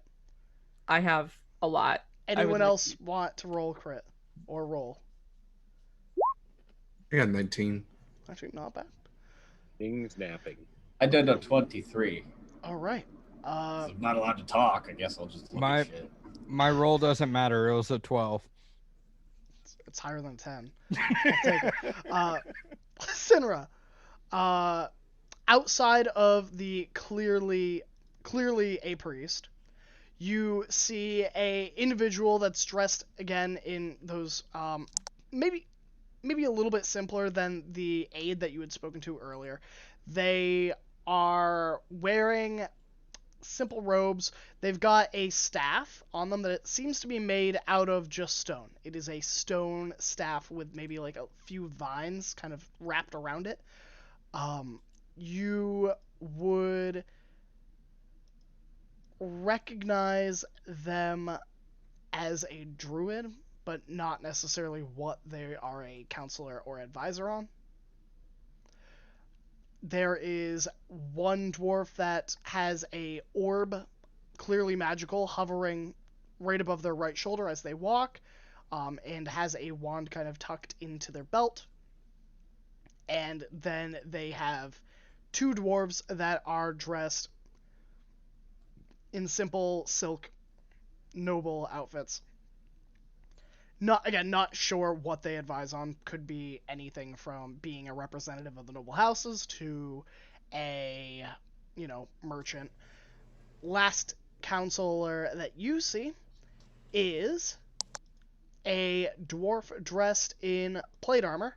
They have a helmet kind of tucked under their left arm against their hip, and they have a shield tied on their back and a sword on their far hip. Okay, so that would have been like a 25 in history, and I don't know what any of their titles would be. I mean, you know what the job functions would be, but none of them were alive, so it'd be very hard to, Yep. say. Okay. The one with the magical item hovering in the wand, probably arcane magic. You would assume this is the advisor on magical matters, whether they are, evil wizards, or, curses, or magical items. Probably an advisor on the arcane arts. The druid, probably something involving either agriculture, farming. You did see, the farming of the Roth up on the first layer. Probably handles a significant amount of that. Could, with a 25 in history. In the past, druids had a higher ranking within the architecture of the Crystal Cavern as well. Because it is a natural structure, they need to have people who understand the natural order of caverns and to create a stable environment so it doesn't collapse. So probably also kind of their civil engineering advisor. The one wearing plate, probably armed forces and the guards and the military of the functioning of the Crystal Cavern, but that would be... I step past Brodus to stand kind of next to Lanthario. Alright. Literally step right past you, like you are now staring at my butt. You do so. Lanthario kind of waves and offers a bow as the counselors pass. As they cycle past him, the first one passes, doesn't really spend too much time even, considering Lanthario's presence. Second one, same. Third one, same. When it comes to the individual with the stone staff and the vines, who you presumed is the druid, she does stop, and the aide that you had talked to earlier, Narnra, comes after her, slower because of the leg, but stops. And as the counselor kind of stops in front of your party, she eyes you, pauses for a second, and then eyes Lanthario, and a grin spreads across her face. Fancy trousers! They let you come back here. Well, who else would get sent to work on such important matters? Lady Weathershins needs the best. And me and my... And he kind of motions, like, where Brodus he thought would be, notices that you're standing there. I stare down at both of them. Me and my companion... He leans back. Brodus? No need to be shy. Brodus will step forward again. Are here to represent Lady Withershins in her third request for trade with the city for some of the wondrous and, let us be honest, very expensive crystals that your cavern provides. Yeah. He kind of nudges you. He's like, "This is your part." Oh, yes.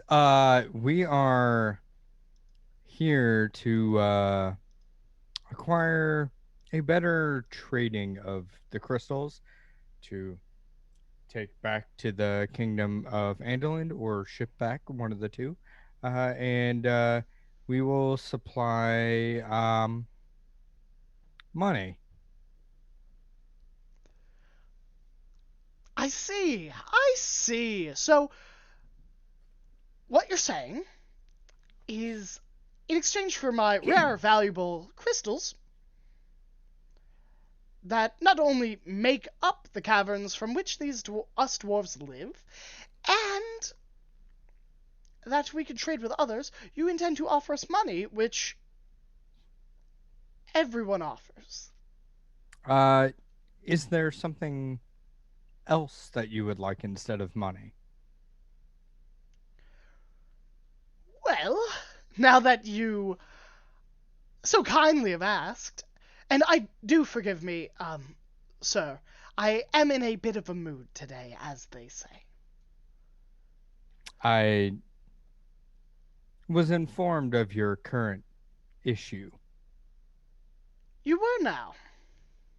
To a degree, we have heard that there is a troublesome wizard in your vicinity. I say, in front of them. She offers you a nod. It's a shame. Wizards sometimes tend to go mad. Was this one of your own? Well, he was a court wizard. Locked himself in his study for a few months. The aide kind of leans over. A few years. A few years studying. Oh, what was he originally studying? Well, originally he was supposed to be studying the curse. But, well, now he's summoning demons in the Underdark. Right below our feet.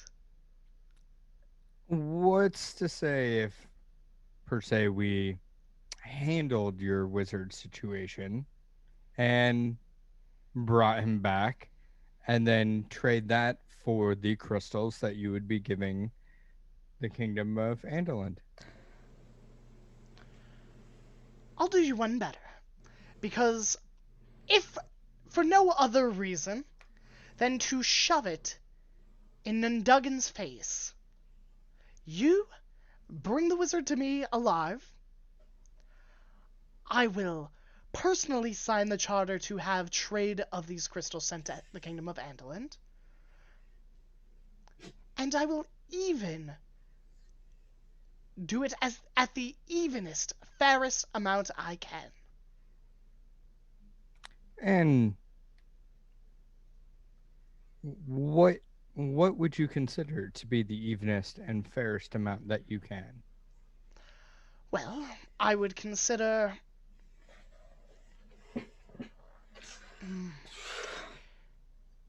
equal to my costs plus 2%. How about equal to your costs plus 0.5%?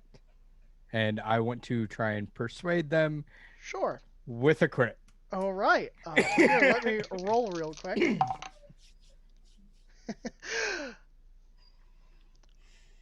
%. I'll take it. I'll take it. Then we have an accord. You bring the wizard, and I'm sorry. You have an accord with Lord Lantario and Brodus here, who represent the kingdom of Endeland, do you? Or a mercantile faction of it. I do not know if you have an accord with the rest of us who accompany Lord Lantario and Brodus. Brodus is going to, as she's speaking this, just kind of nudge in the side. I sweep my hand towards his face, like, eh. I have other matters that I would like to discuss with you, my lady. Well, I suppose it might as well be open office hours. And Here, now, perhaps. she looks at Lanthario. Well, I dare say, Lanthario, your mercenaries, guards, are far better behaved than the last ones. I am not a mercenary. Oh, she looks at Lanthario, who is wilting under this gaze, who you could presume probably said, there will be bodyguards, attending us on the previous day. And he's like, oh, They are of our group. They are. I am not of yours.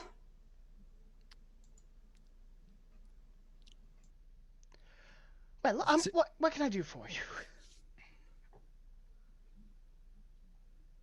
I have questions I would ask of you, or your peers, or your king, of whom I have never met, but I have met his father.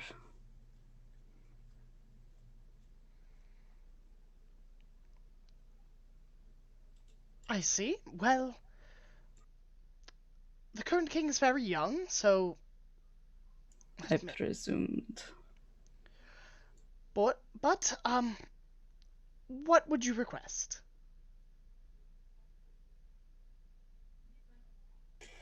I glance over my companions and Lanthario, who is sinking back, and Brodus, who looks frustrated with me. I don't know. Just trying to find the right way. He keeps like sitting there, almost saying like what he's trying to say, as far as like, are they companions or are they friends, or like doesn't know the right word, but keeps almost saying a word, but then just holds, and then so I glance to them, and then I will glance back to her, or I will look to her, and I kind of tilt my head and square my shoulders and stand a little straighter and say, I am Princess Sinra Ixis Temperance Pertusi Starmain. I'm the daughter of Sheshor Starmain, king of the plains. I am out of place and out of time, and my people are dead and gone. And I have questions in needing of answer. And I have heard your king is called Avalar, and that he is the third king of the Crystal Caverns.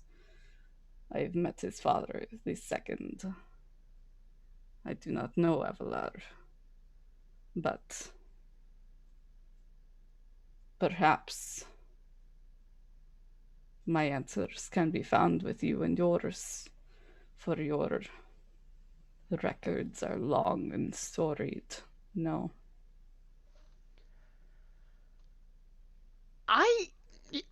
I'm. She dips into like a very low bow. I do not look unaccustomed to this. I kind of like shift my head and look down at her. Like, yes, this is what she should be doing. Well, I suppose, she turns over to Narnra. Yeah. Mm-hmm. And kind of waves Narnra off, who begins to, move over towards one of the other counselors who, they see some talking. And then, like, several of the counselors begin to come over. And she goes, well, now that the buzzards have,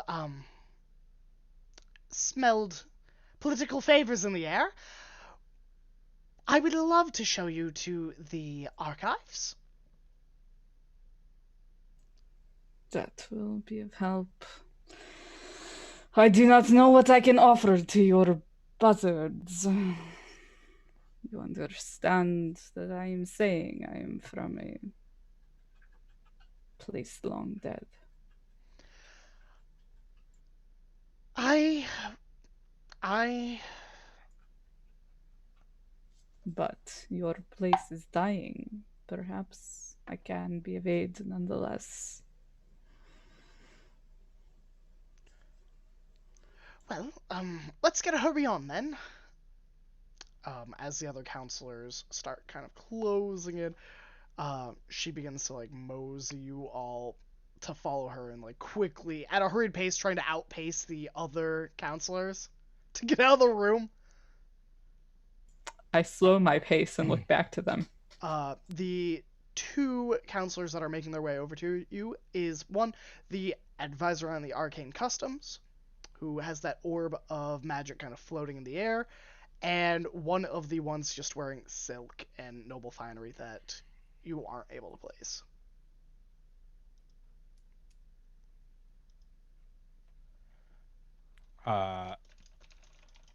Brodus is going to just kind of be like, "What? You're a what?"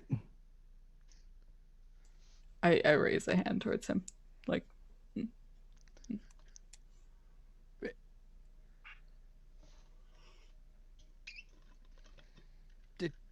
Did you all, like, just to the group? Did you all know? Now's not the time, Halfbeard. Hey, it's clean beard now. Is it any adjective associated with beard? Because then I could become very creative. No.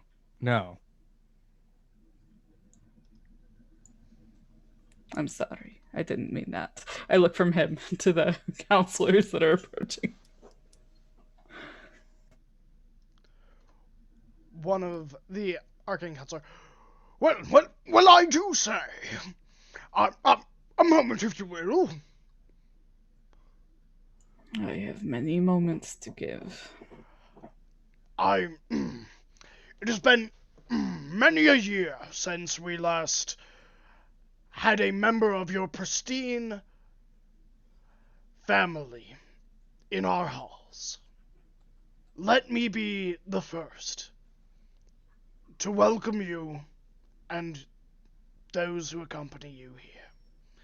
I would be honored to host you all a banquet at my own estate.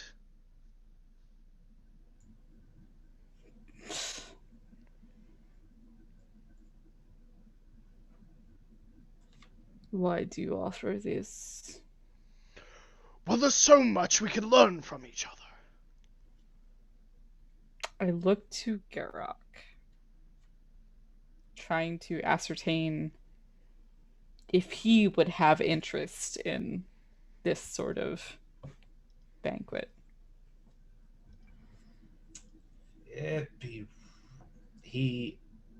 From what you know, the more people, the worse off he's going to be around. Doesn't like large crowds, being in close proximity to people. I can't reveal the other thing to her yet because she doesn't know that part. But he would, his tail would probably start tapping on the floor at hearing that. Would that kind of be an agitated thing? Yes. Okay. I look from that to the counselor. I do not know if this is necessary. I have no assurance that I can offer you anything of value yet. Well, if nothing more you could offer for the archives, I'm sure that your retelling of, if my memory serves, of the golden age of the Leonin would be most enlightening. There are stories I could weave. If this is of value to you, then perhaps. in return, you will know that I am quite the historian myself, as well as practitioner of the arts. I have many theories about what happened. Theories only. You have no answers for me. Well, I have a theory on that as well. You see, most practitioners have the ability to divine answers. Whether it's through an augury or through divinational magic such as scrying. But anytime we have attempted, since the fall, we have never gotten a clear answer. That is interesting. You have theories on why this might be. Many, many, many theories. And there were no correspondences at the time, nothing in your archive. This is the sort of thing I would be searching for, but if you are telling me that there are no answers as to the fall of the dynasty, then I do not know what your archive has to offer me. Well, what we do know is the fall of the noble family, and the loss of the Temple of Kavath, and several of the pitched battles that happened shortly after. We know that the civilization fell in under 20 years. But what we don't know is... You have names. Names of who fell. Of course, as many as we Names of could who gather. ascended. Mm-hmm.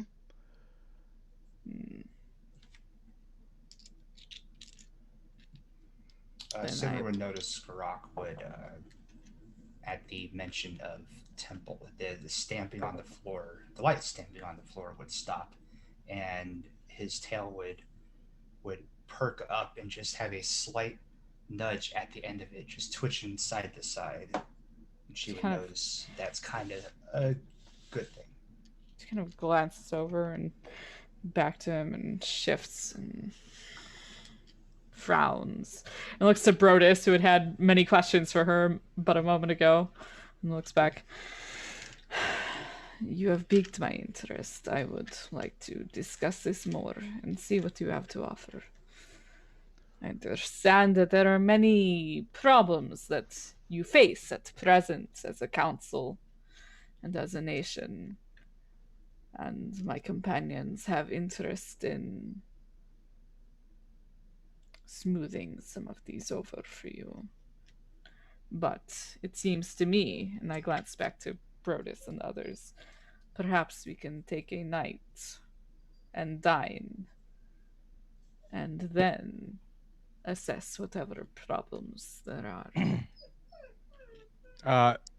Brodus will happily agree. Yes, dine, and there is more people to talk to at the dinner.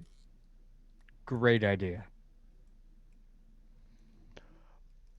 My lady, and he looks to Lanthario, and emissaries of Andaland and company. Are there any influential citizens that you would like to sit at this banquet? Surely I could arrange a few names. Who is your most famous bard in this area? Most famous bard? Well, they're not a dwarf, but we do happen to have the famous elven singer. As I pull up my notes, one moment. Didn't think this would come up. Is it James? You are welcome. No. That would have I could have just name dropped and been like, Kesha. my default like bullshit was like, Florencia Nightingale. And then I was like, I can't do that. Excellent. Aradrel Dinavan.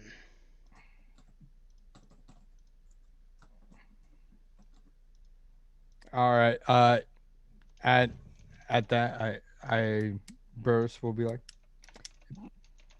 that sounds wonderful.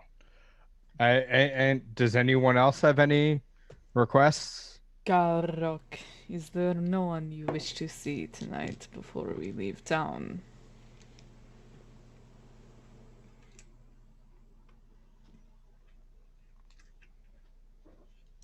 Many, but the stone speaker, and he looks over at the druid. I would request an audience. I can most certainly do that. Athala, Bronzebrow, and I go way back. I am certain she would love to attend.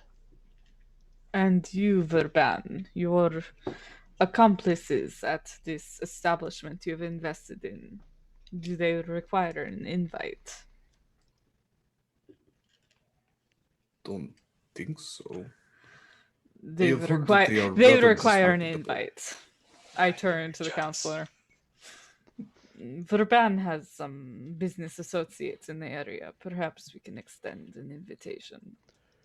I am a minority shareholder in the fine establishment of Thunderjugs.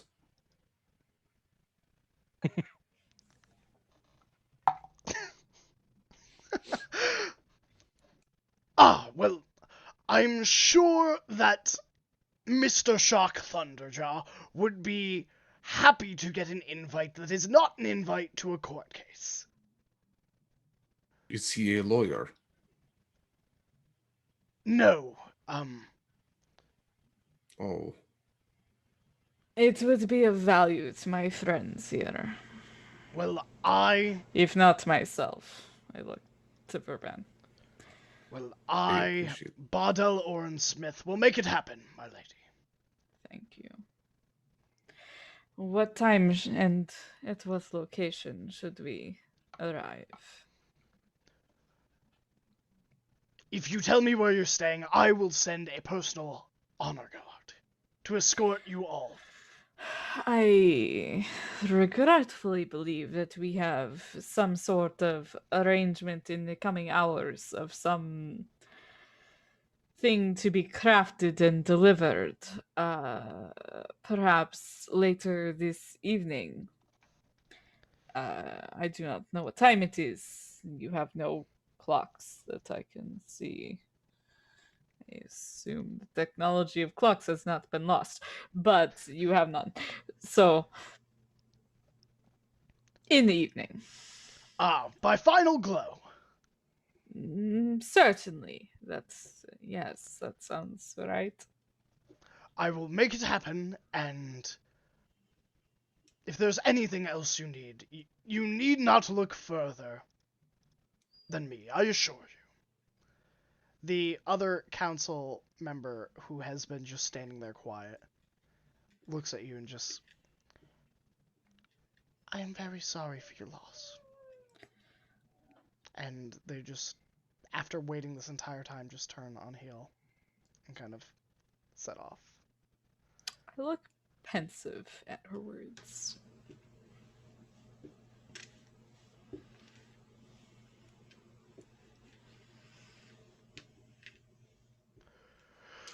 Well, if there's nothing else you require of me, I will begin on these invitations, post haste, and prepare a feast. perfect. We will be in your debt. Thank you, my lord. It is nothing. Have a good evening, all of you.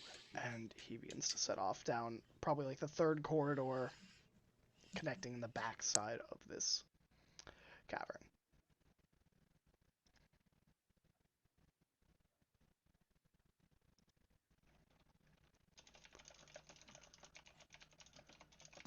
Does Lanthario look upset?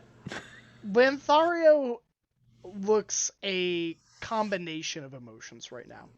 Incredulous, disbelief, surprise, a little indignant, but also the biggest one is he looks optimistic about this dinner that he assumes he is going to. Say no. Does he look impressed by the fact that I brought it down 1%? I think he's more impressed that you were overshadowed by the fact that you have a princess in your midst. Yep, she is my friend. That's true. Like I assume that you would get the sense that he is impressed at you for indirectly bringing Sinra, who is a princess. So like you get a small amount of the credit. Yeah, I will take a small amount of the credit. Yeah. There's definitely some credit being thrown your way. Fair enough. I forgot to ask, what is the dress attire for said party?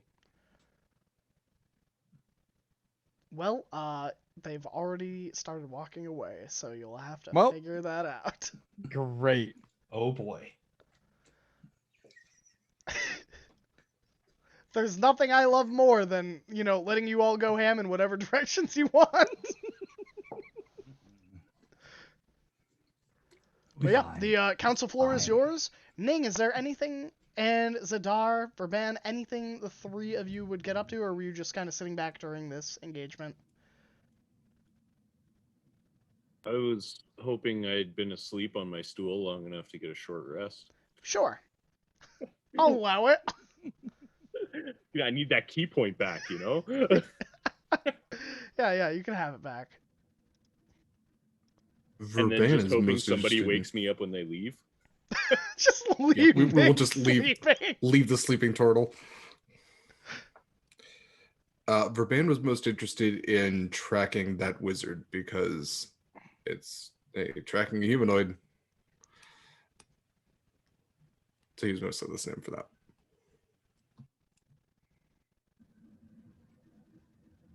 Zed was just thinking about what kind of food's going to be at this thing.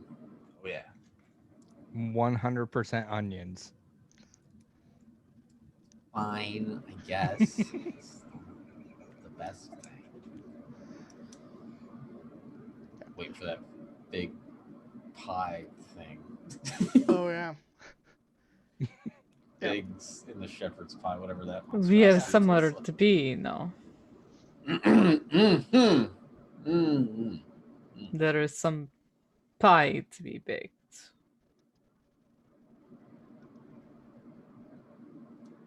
It's pie time.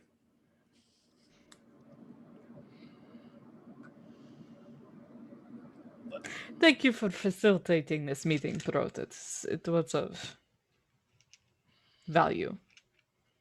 Thank you appreciate for it. taking over this meeting.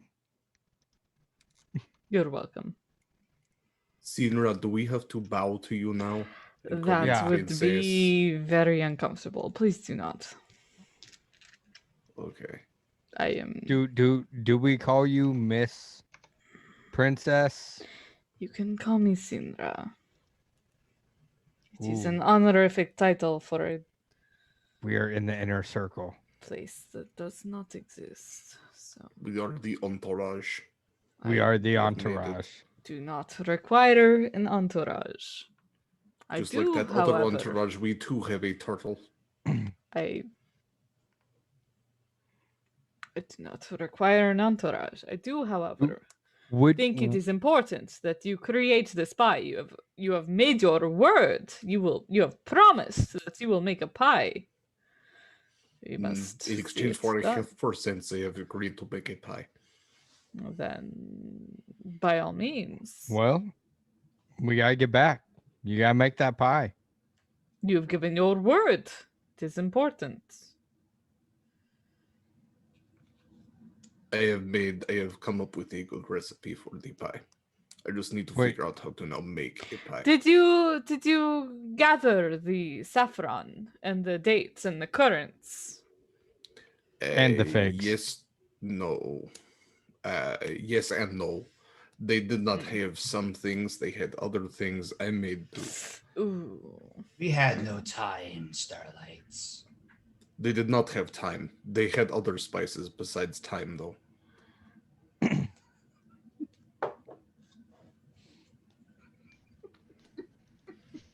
Well, I cannot Well- profess to being a chef. I've never baked a pie, but I assume this will go well. I have eaten lots of things. I am assuming this will help. Yes, but not. Are we heading back to the tavern where we stayed? You tell me. I'm Which is at where the your whim. supplies Where are. are you going? I'm assuming they have an oven we could borrow. Yeah, probably, maybe. They definitely have an oven. Right. Uh, So here's what I'm thinking for this pie. okay. It is a friendship pie. It has a little bit from everybody Okay. because it has some of the spices from Ning. It has the onion from Zed. It has Brodus's advice. Because that's what he was gonna get. I Sounds to me like you're making a case for a skill check to I sure for this am. cooking. Mhm. All right. Well, and okay, so here's the thing. I'm adding the honey, and then the last thing I want is Garok's like spicy drink because I'm gonna make a sweet and spicy meat pie. Oh, okay. Okay. Gosh, what He'd be up for that. do I want to have you roll? Like, typically I'd say. Regardless, it would I'm be going to use a cooking. crit. So Oh, okay. So how I've got about a stockpile. how about everyone that's going to be assisting with this can roll and make a case for a skill that they would like to use. Or if you all put a crit into it, it can be a critmas pie. A Christmas pie. I will roll one of my advantages or my inspiration Okay. on my roll, but I will roll persuasion for kind of talking to him on how to make a pie, but not actually do any of the work. There you go. I think that's a solid case. I would like to do history in that I will recount ingredients and knowledge that I have heard from chefs of how pies are made, though I've never actually seen one baked, nor have I baked one myself. But like court hearsay of this is what a pie is. Obviously, if you want a good pie, you must have saffron. What, you don't have saffron? Yeah, definitely. You know, Okay. like it's just history. It's not. So you will be glad to hear, rolling inspiration actually did me well. I had an 11, and now I have a 24. All right. I broke 20. Was that the first time you broke 20 this entire campaign? Yes. Everyone in the audience, can we just take a moment? Can we have 5 seconds of clapping? I am actually so happy for you. Oh, okay. Without counting crits, yes. Yeah, without counting crits, which are automatic 20s. Verban, with your nat 20, what would be your modifier if it was dex based? If it was dex based, it would be in a +3 to that. Okay. I was gonna kind of push for survival maybe because this is him like cobbling together things Sure. and kind of ragtagging it. So that would be a +6, but if it's just dex, it would be a +3. No, I think survival's fine. So that's Brodus, that's you. I got a dirty 20 on history, whatever that does. Dirty I'm 20 mostly on just history. suggesting things. I have no actual knowledge of them. Yeah. Ning, Zadar, Garok. How would you be assisting? Or would you not be assisting? It is up to you. Assuming that they woke me up and I came back with them. Garok would have woke you up. Friends don't leave friends asleep. This is funny. I would obviously be using the golden leaf. Okay. And using my herbalism kit with my mortar and pestle to make sure it's ground up nice and fine. Maybe toss some other little accents from my kit in there with it. And because Verban is my boy, I'm using a crit. So, Yeah. All right. And what is your total? so that would be a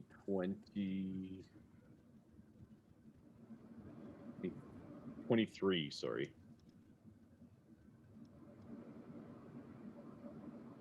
All right. Grok for Zadar. So,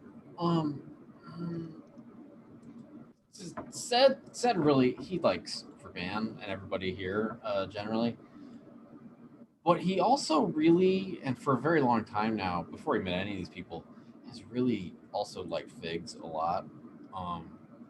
So when he sees that there's going to be figs involved with this, he hasn't had figs, like, it's been a long time. It's been a minute since he's been able to find a fig out here, man. I think he might get kind of distracted and hungry and greedy, and maybe do like the opposite of help. I like it, and I'm here for it.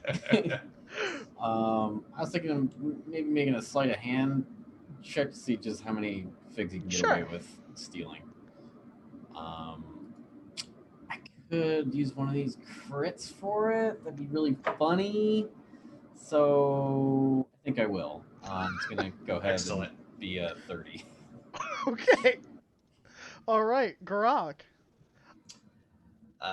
He likes the suggestion of using his spicy concoction from his alchemy jug, but he's wondering how he's going to actually incorporate it into a shepherd's pie. So he decides to tell Verban to layer it to even it out in certain layers as best he could. And he would like to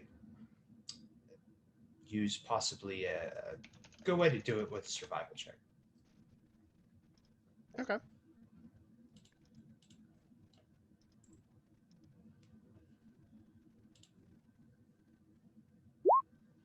$24. 24. All right.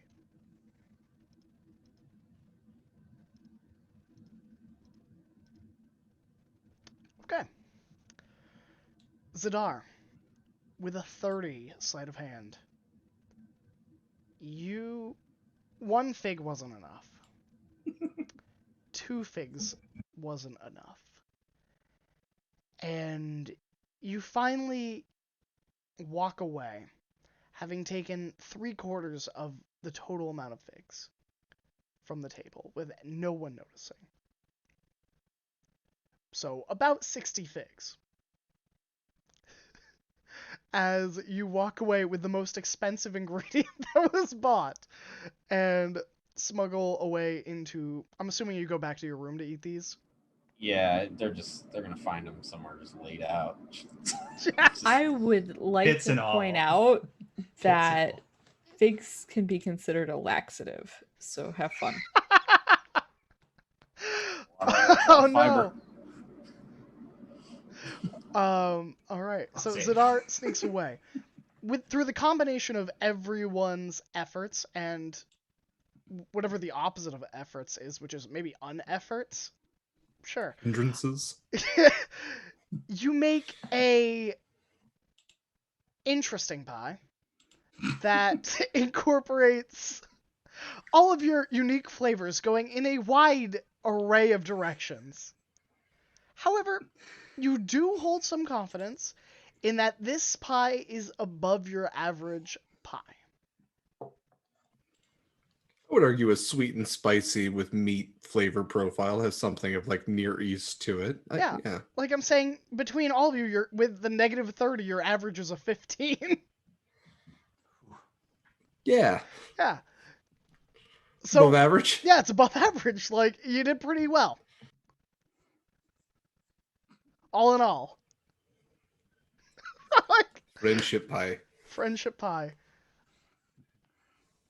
I need to deliver this now. We should Yes, you should present it. Make it look nice on a plate when you present it. Presentation is important. Having a presence. Can you make it look prettier? I can push my hand into Uh, it and give it a No, paw print. don't No, do okay, that. no. Ning, you have spices, flowers. Can you make it look pretty?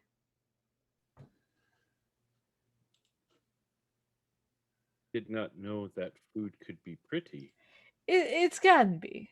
You Like- can put. It is about giving it its best face. Don't want to eat a face. That is You should try it. depending on the.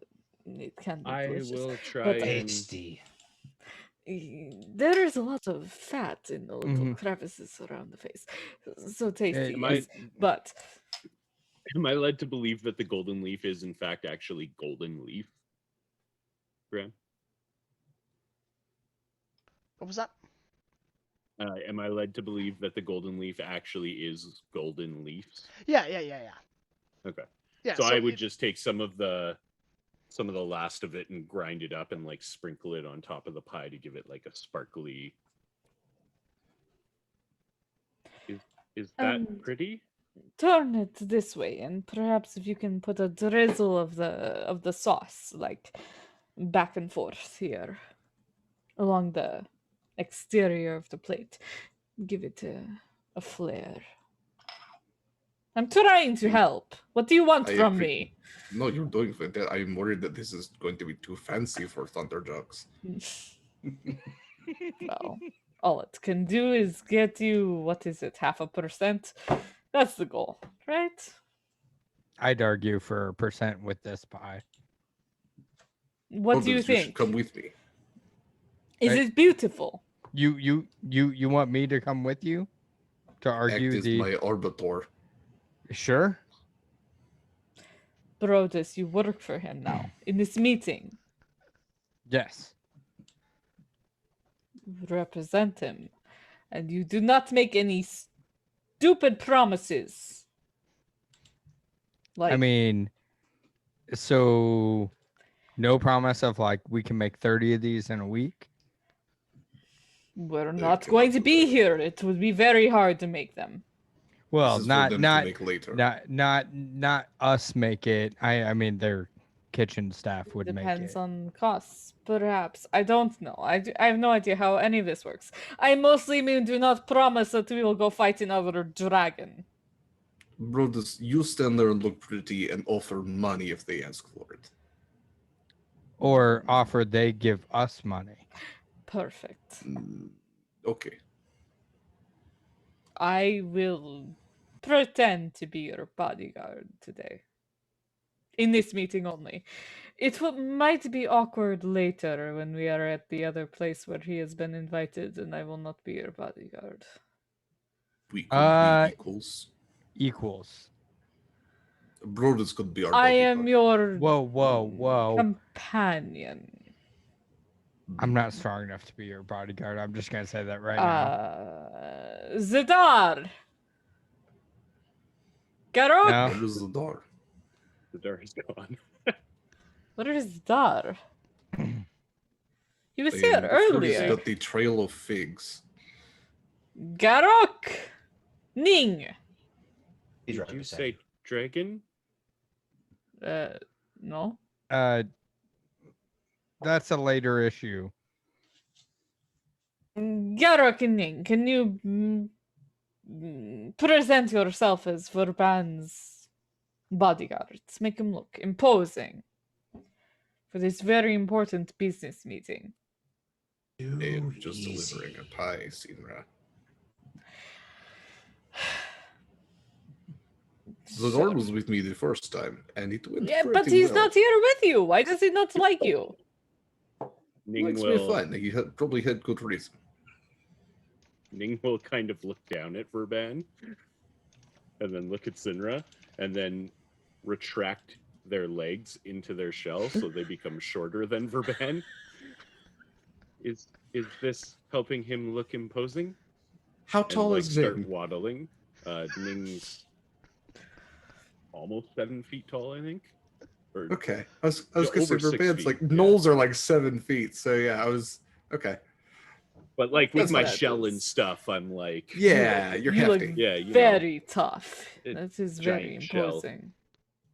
All right. Well, let's set off to deliver a pie To Thunder Jugs. to Is- Thunder Jugs. Yes.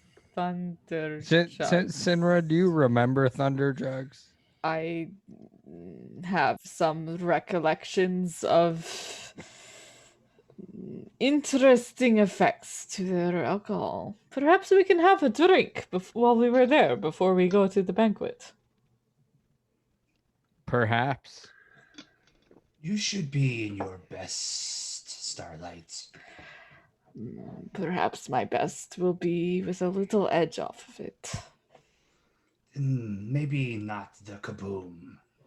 Hmm. They have plenty of others. Something else then. But first we help Verban. Yep. Off to Thunder Jugs. Off to Thunder Jugs. All right, Zadar, are you staying back or are you going with the group? Oh no, he's gone. He's not. He's He- eating figs. He's very busy, right? Okay. Yeah, he's got a lot going on. Yeah, sounds it. Sounds it. Figging around. Yeah. You know, I could have been mean, been like, had no figs except for one quest later on in the campaign. I'm like, hey. But, He's just figging off. yeah. So, all of you, except for Zidar, make your way to Thunder Jugs, the dwarven bar / battle bonanza that you had been to the previous night. The door is open, the shutters are closed, and you are able to walk in. You hear the sound of fighting going on in the pit, and the tavern is kind of pretty packed right now.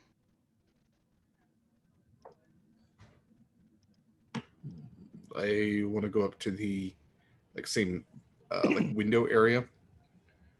Mm-hmm. The one that thieves can't pointed you to, or the first one that you talked to the individual who put you in touch with Shock? The one where we talked to Shock. Sure. Different dwarven front desk person is standing there. They have a bright pink beard with like teal highlights streaking down it and a mohawk. And they look at you. Well, hello there! How can I help you?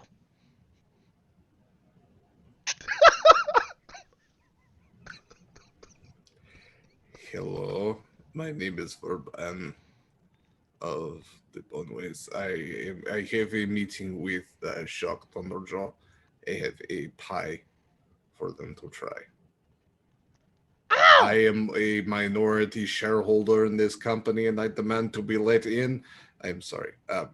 If I could please have access to Shock, that would be wonderful. Yeah, 1 minute!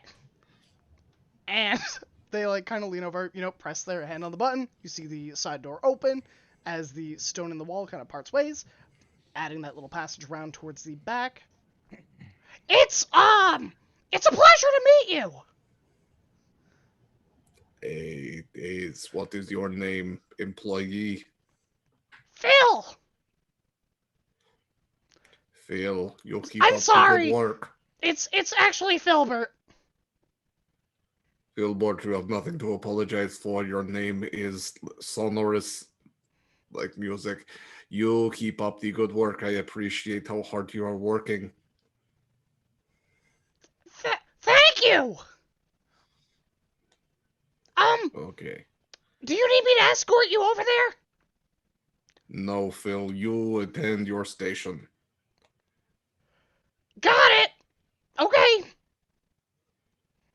And they just turn around. Working your way up the company ladder, Phil. I like what I see. As you like head down the hallway. You know, you had the first 3 or 4 doors on the right and left. As you pass, you do hear a feel like, "Welcome to Thunderjugs! How can I help you?" Just echoing. Bros wants to kind of lean up to Verban and be like, he may not be helping your business. The place is packed. People seem to like Phil, is what I'm saying. I cannot stand Phil. Yeah, correlation and causation and all that, but you know, if nothing else, in a loud bar, you can hear Phil. You may also go deaf by Phil.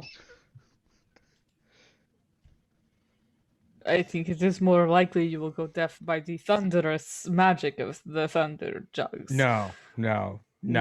not as likely. Brodus, I think you have an issue that you may need to perhaps do some self-reflection on. Everyone deserves a chance, brothers. There is a place for all the Phils in this world, and perhaps Phil they just has- had butter jugs. He has done nothing to insult any of you. What is your problem with him? I just feel you could bring in more money if he worked in a different position at Thunderjugs, like maybe stockroom. Perhaps he will be promoted later. It's you know what? It's not my company. So We're here to deliver a pie, not restructure the company organization, brothers. Priorities. I had org charts on the mind, and I'm sorry. This is up to human resources. Do Dwarven resources? Are there humans here? Do you have dwarven resources? I don't know. Do you have We'll have to dwarven resources, Brodus? Well, I'm my own boss. Well, I mean, technically, I have a boss. Would that? Are you a dwarven resource? That is an interesting question. Maybe You are a resource that we could utilize and then deplete at some point. I feel as though we are becoming very philosophical. A non-renewable dwarven resource. That does sound like a Brodus. That's fair. All right, let's talk to this shock, and let's get you an extra 5%. It's all him. 0.5%. No, 5%. That's well, okay. Like knock on the office door of Shock Thunderjaw. Come on in. I will open the door. Shock, I have brought you a pie of special creation. It is yours. I will take my extra percentages now. Well, I'm gonna need my chef to taste it. Of course. But first, you taste it first, no? Just because dwarves are naturally resilient to poison does not mean we are immune to poison. Would you would gain prefer nothing one by of us poisoning you. to take a bite first? I was very careful not to use the poison herbs I have. We were very careful not to include poison. We kept it on a totally different table.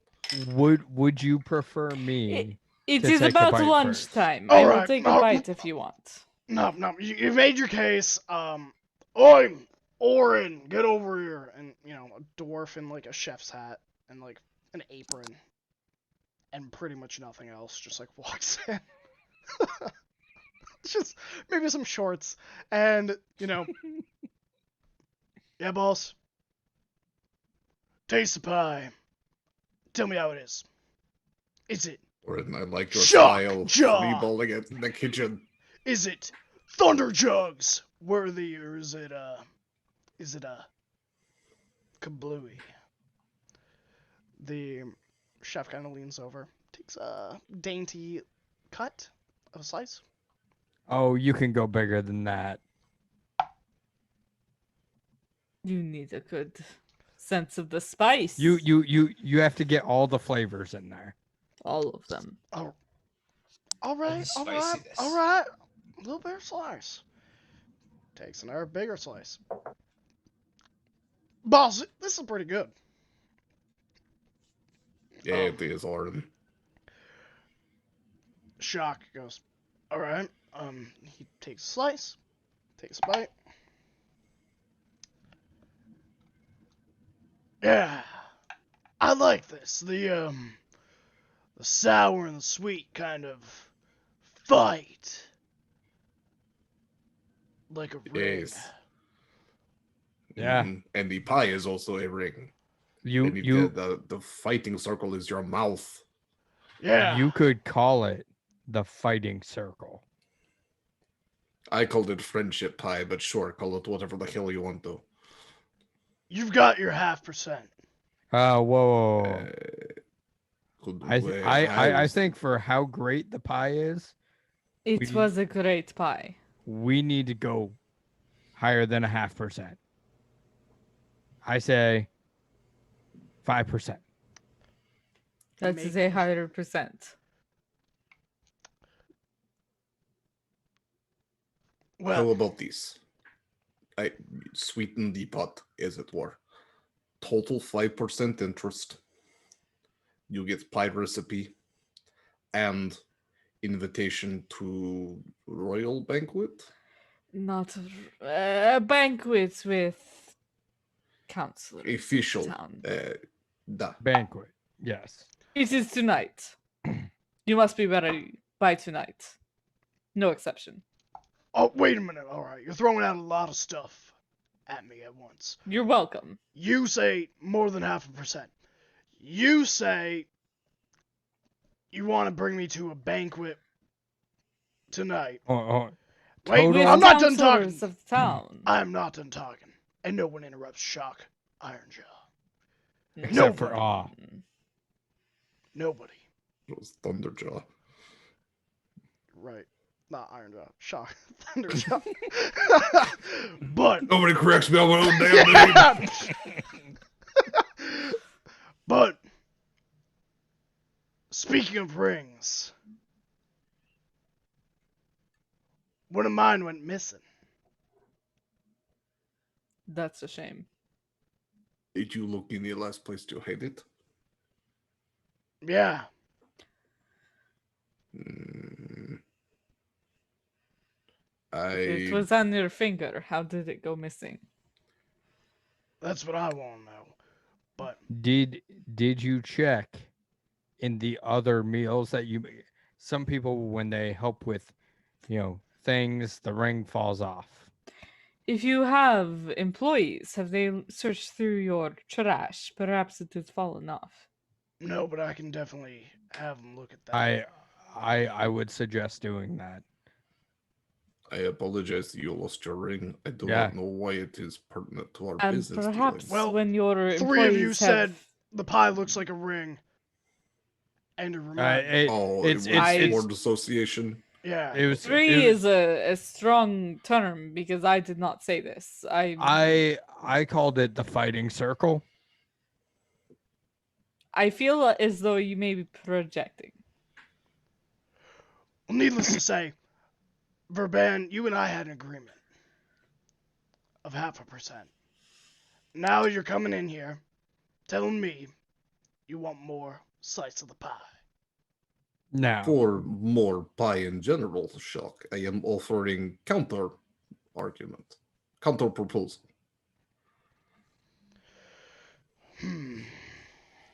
50% for pie, but total 5% 5%. total for pie and getting your name and reputation out there for people who otherwise might malign you. I have heard negative things about Thunderjugs in recent days. I would hate to see our business, fail and be unsuccessful. From the very counselors that I, as an associate of Verban and not of you, I do not know you, but as an associate of Verban, I have made some aid in extending invitations to a banquet tonight. If you have no dealings with Roban, then I suppose you do not need an invite. From what I can say, Okay, one of you roll me persuasion. I would Flat love roll. to. Oh, flat. Flat roll. Okay. um, Can I use one of my 6 crits? You know, heck it. How else am I gonna get you to raise them? To use them? Yeah. Crits. Okay, well, either it's a crit for 26 or it's not a crit for an 18. So. Yeah. So the 26. All right. 5%. No interest. But after a year, potential for renegotiation. In return, This flare. I get an invite to the banquet Mm-hmm. and the recipe for the pie. This is acceptable. And I hope that within a year I can convince you for more percentage as I have shown my investment into the company and your return investment to me. We have a deal. Put that spot shake. He will shake. If you don't mind, take Orin into the kitchen and show him how you make it. Sure. Or We have a couple Eh, hours. Before do you banquet often time. just go into the kitchen with like no pants on or anything? Is it like part of your deal? I have really bad anxiety. It helps. Hey man, that's fair. I'm just wondering where the flavor comes from, you know? Now I know. I mean, I've worked in a lot of kitchens. The steak this morning was very salty. It was hot this morning. All right, Oren. So you start with eggs, and you get with flour, and then you've got gold leaf. It's just gonna.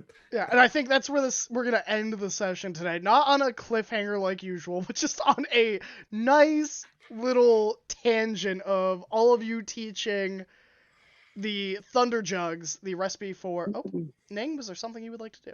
Because I got to get it in, as they were walking to the kitchen, Ning would have grabbed Verban and said, "Just remember with this business deal, men trip not on mountains, but on molehills." Yes.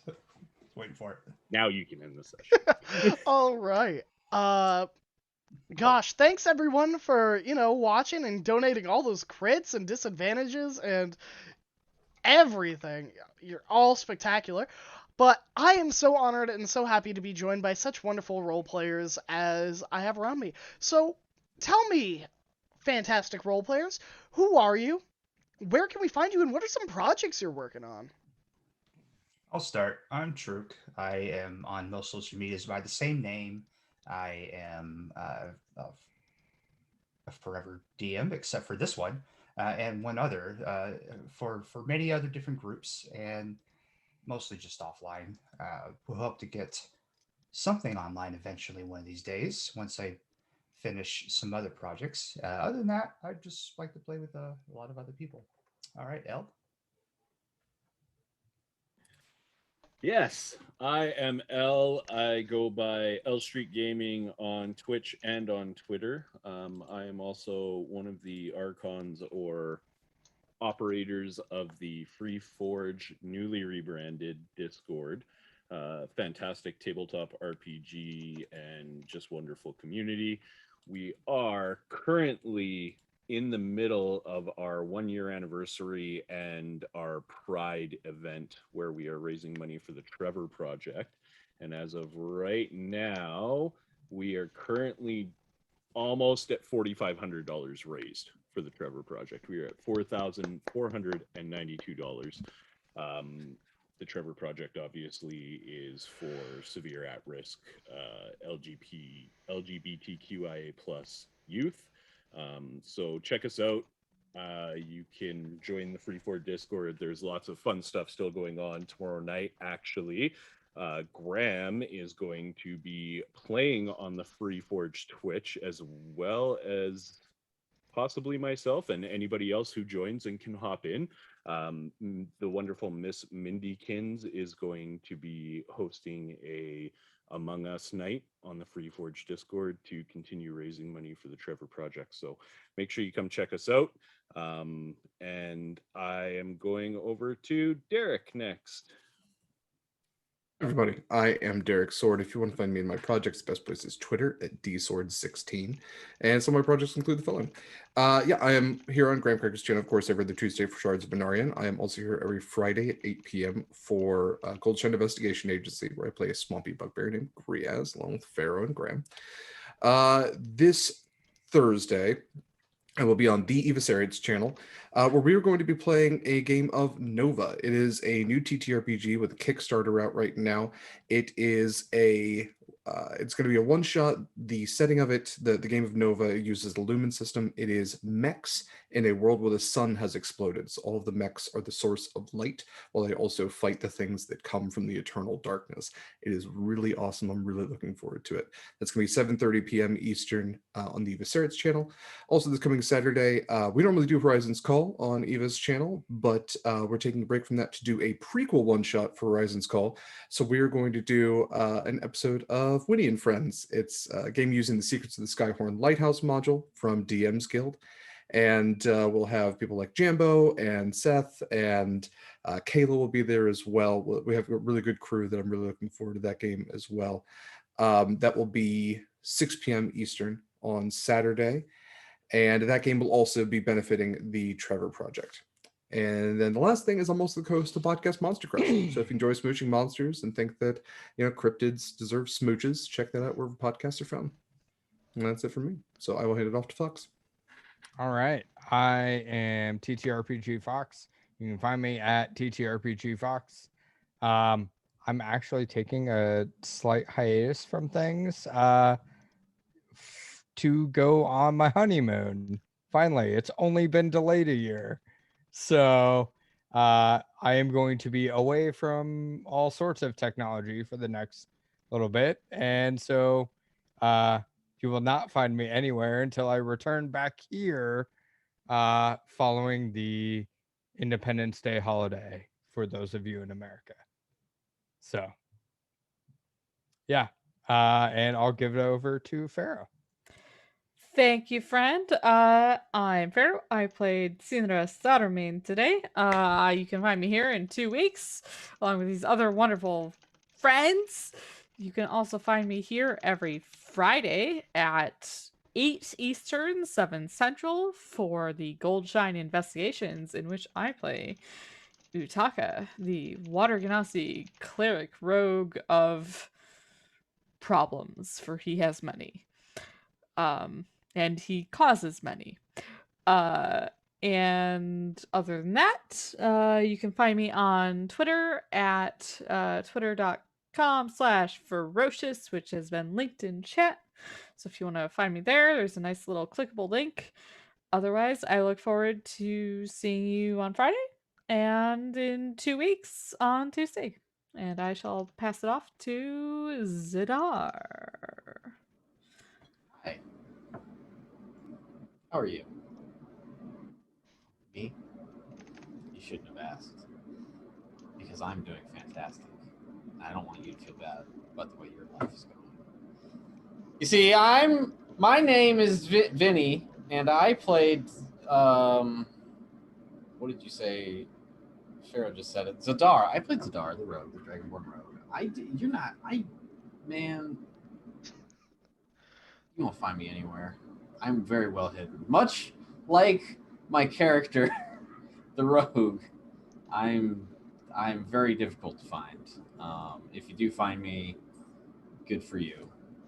Don't talk to me. Or okay, I guess you could. I'm supposed to be more amenable to public interaction with people. Anyway, I'm done. I gotta stop. Hey, Graham.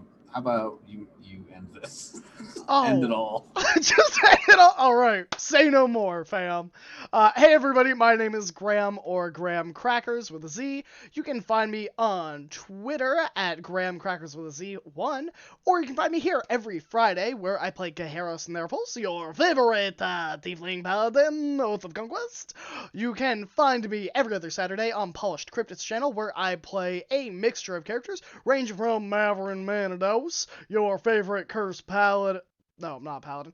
Your favorite cursed tiefling pirate sorcerer. But we are also doing something new, not this Saturday, but next Saturday at 9 p.m. Eastern Standard on Polished Cryptids. We're playing a game based on 80s movies, like, you know, that one that scarred us all, The Neverending Story, called These Big Hands. And have I watched Neverending Story since I was a child? No, because that wolf was scary, and I will die on that hill.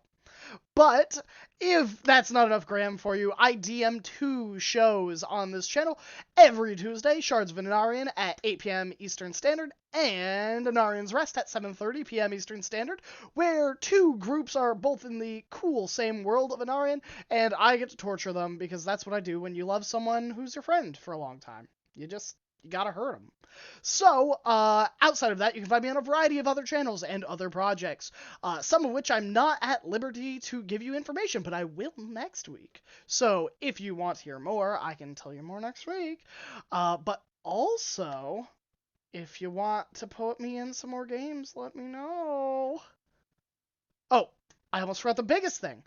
Every Monday is MMO Monday, where I will be taking you on tours of Tyria from the world and game of Guild Wars 2, where I will be doing a variety of stuff, ranging from Black Lion Chest Extravaganza, where every donation goes to me buying more loot crates in the game, and I will keep funneling them out as long as you keep funneling money in. Or Fashion Day, where we will pick a fashion and we will ask people in the community to show off their best cosplay characters. Or interviews, where we will interview people in both the roleplay community as well as the PvP and PvE community about the status of the game. And then, you know, just in case you wanted more, we'll have speculation, where we will speculate about the future of the game with its new expansion, a End of Dragons, that is coming out later this year. But that is all for us today. Thank you for spending your time with us, and you are an absolute delight, and it's a pleasure to have you here. I hope that you have a wonderful rest of the week. Stay happy, stay healthy, and we'll see you soon. We are going to raid my good old friend, Thanrand, who I believe is playing either D&D or the new Dark Alliance game based on the Forgotten Realms, Streets of Do'Urden. So, we're going to go raid them and say hi, so spam some Graham love in the chat, and we will see you all soon. Huh. Alright, let's raid them in 5 seconds. Everybody wave. Oh, everybody 5 wave. seconds. Everybody wave. Everybody wave. Gotta wave. wave. Wave. And we're going now.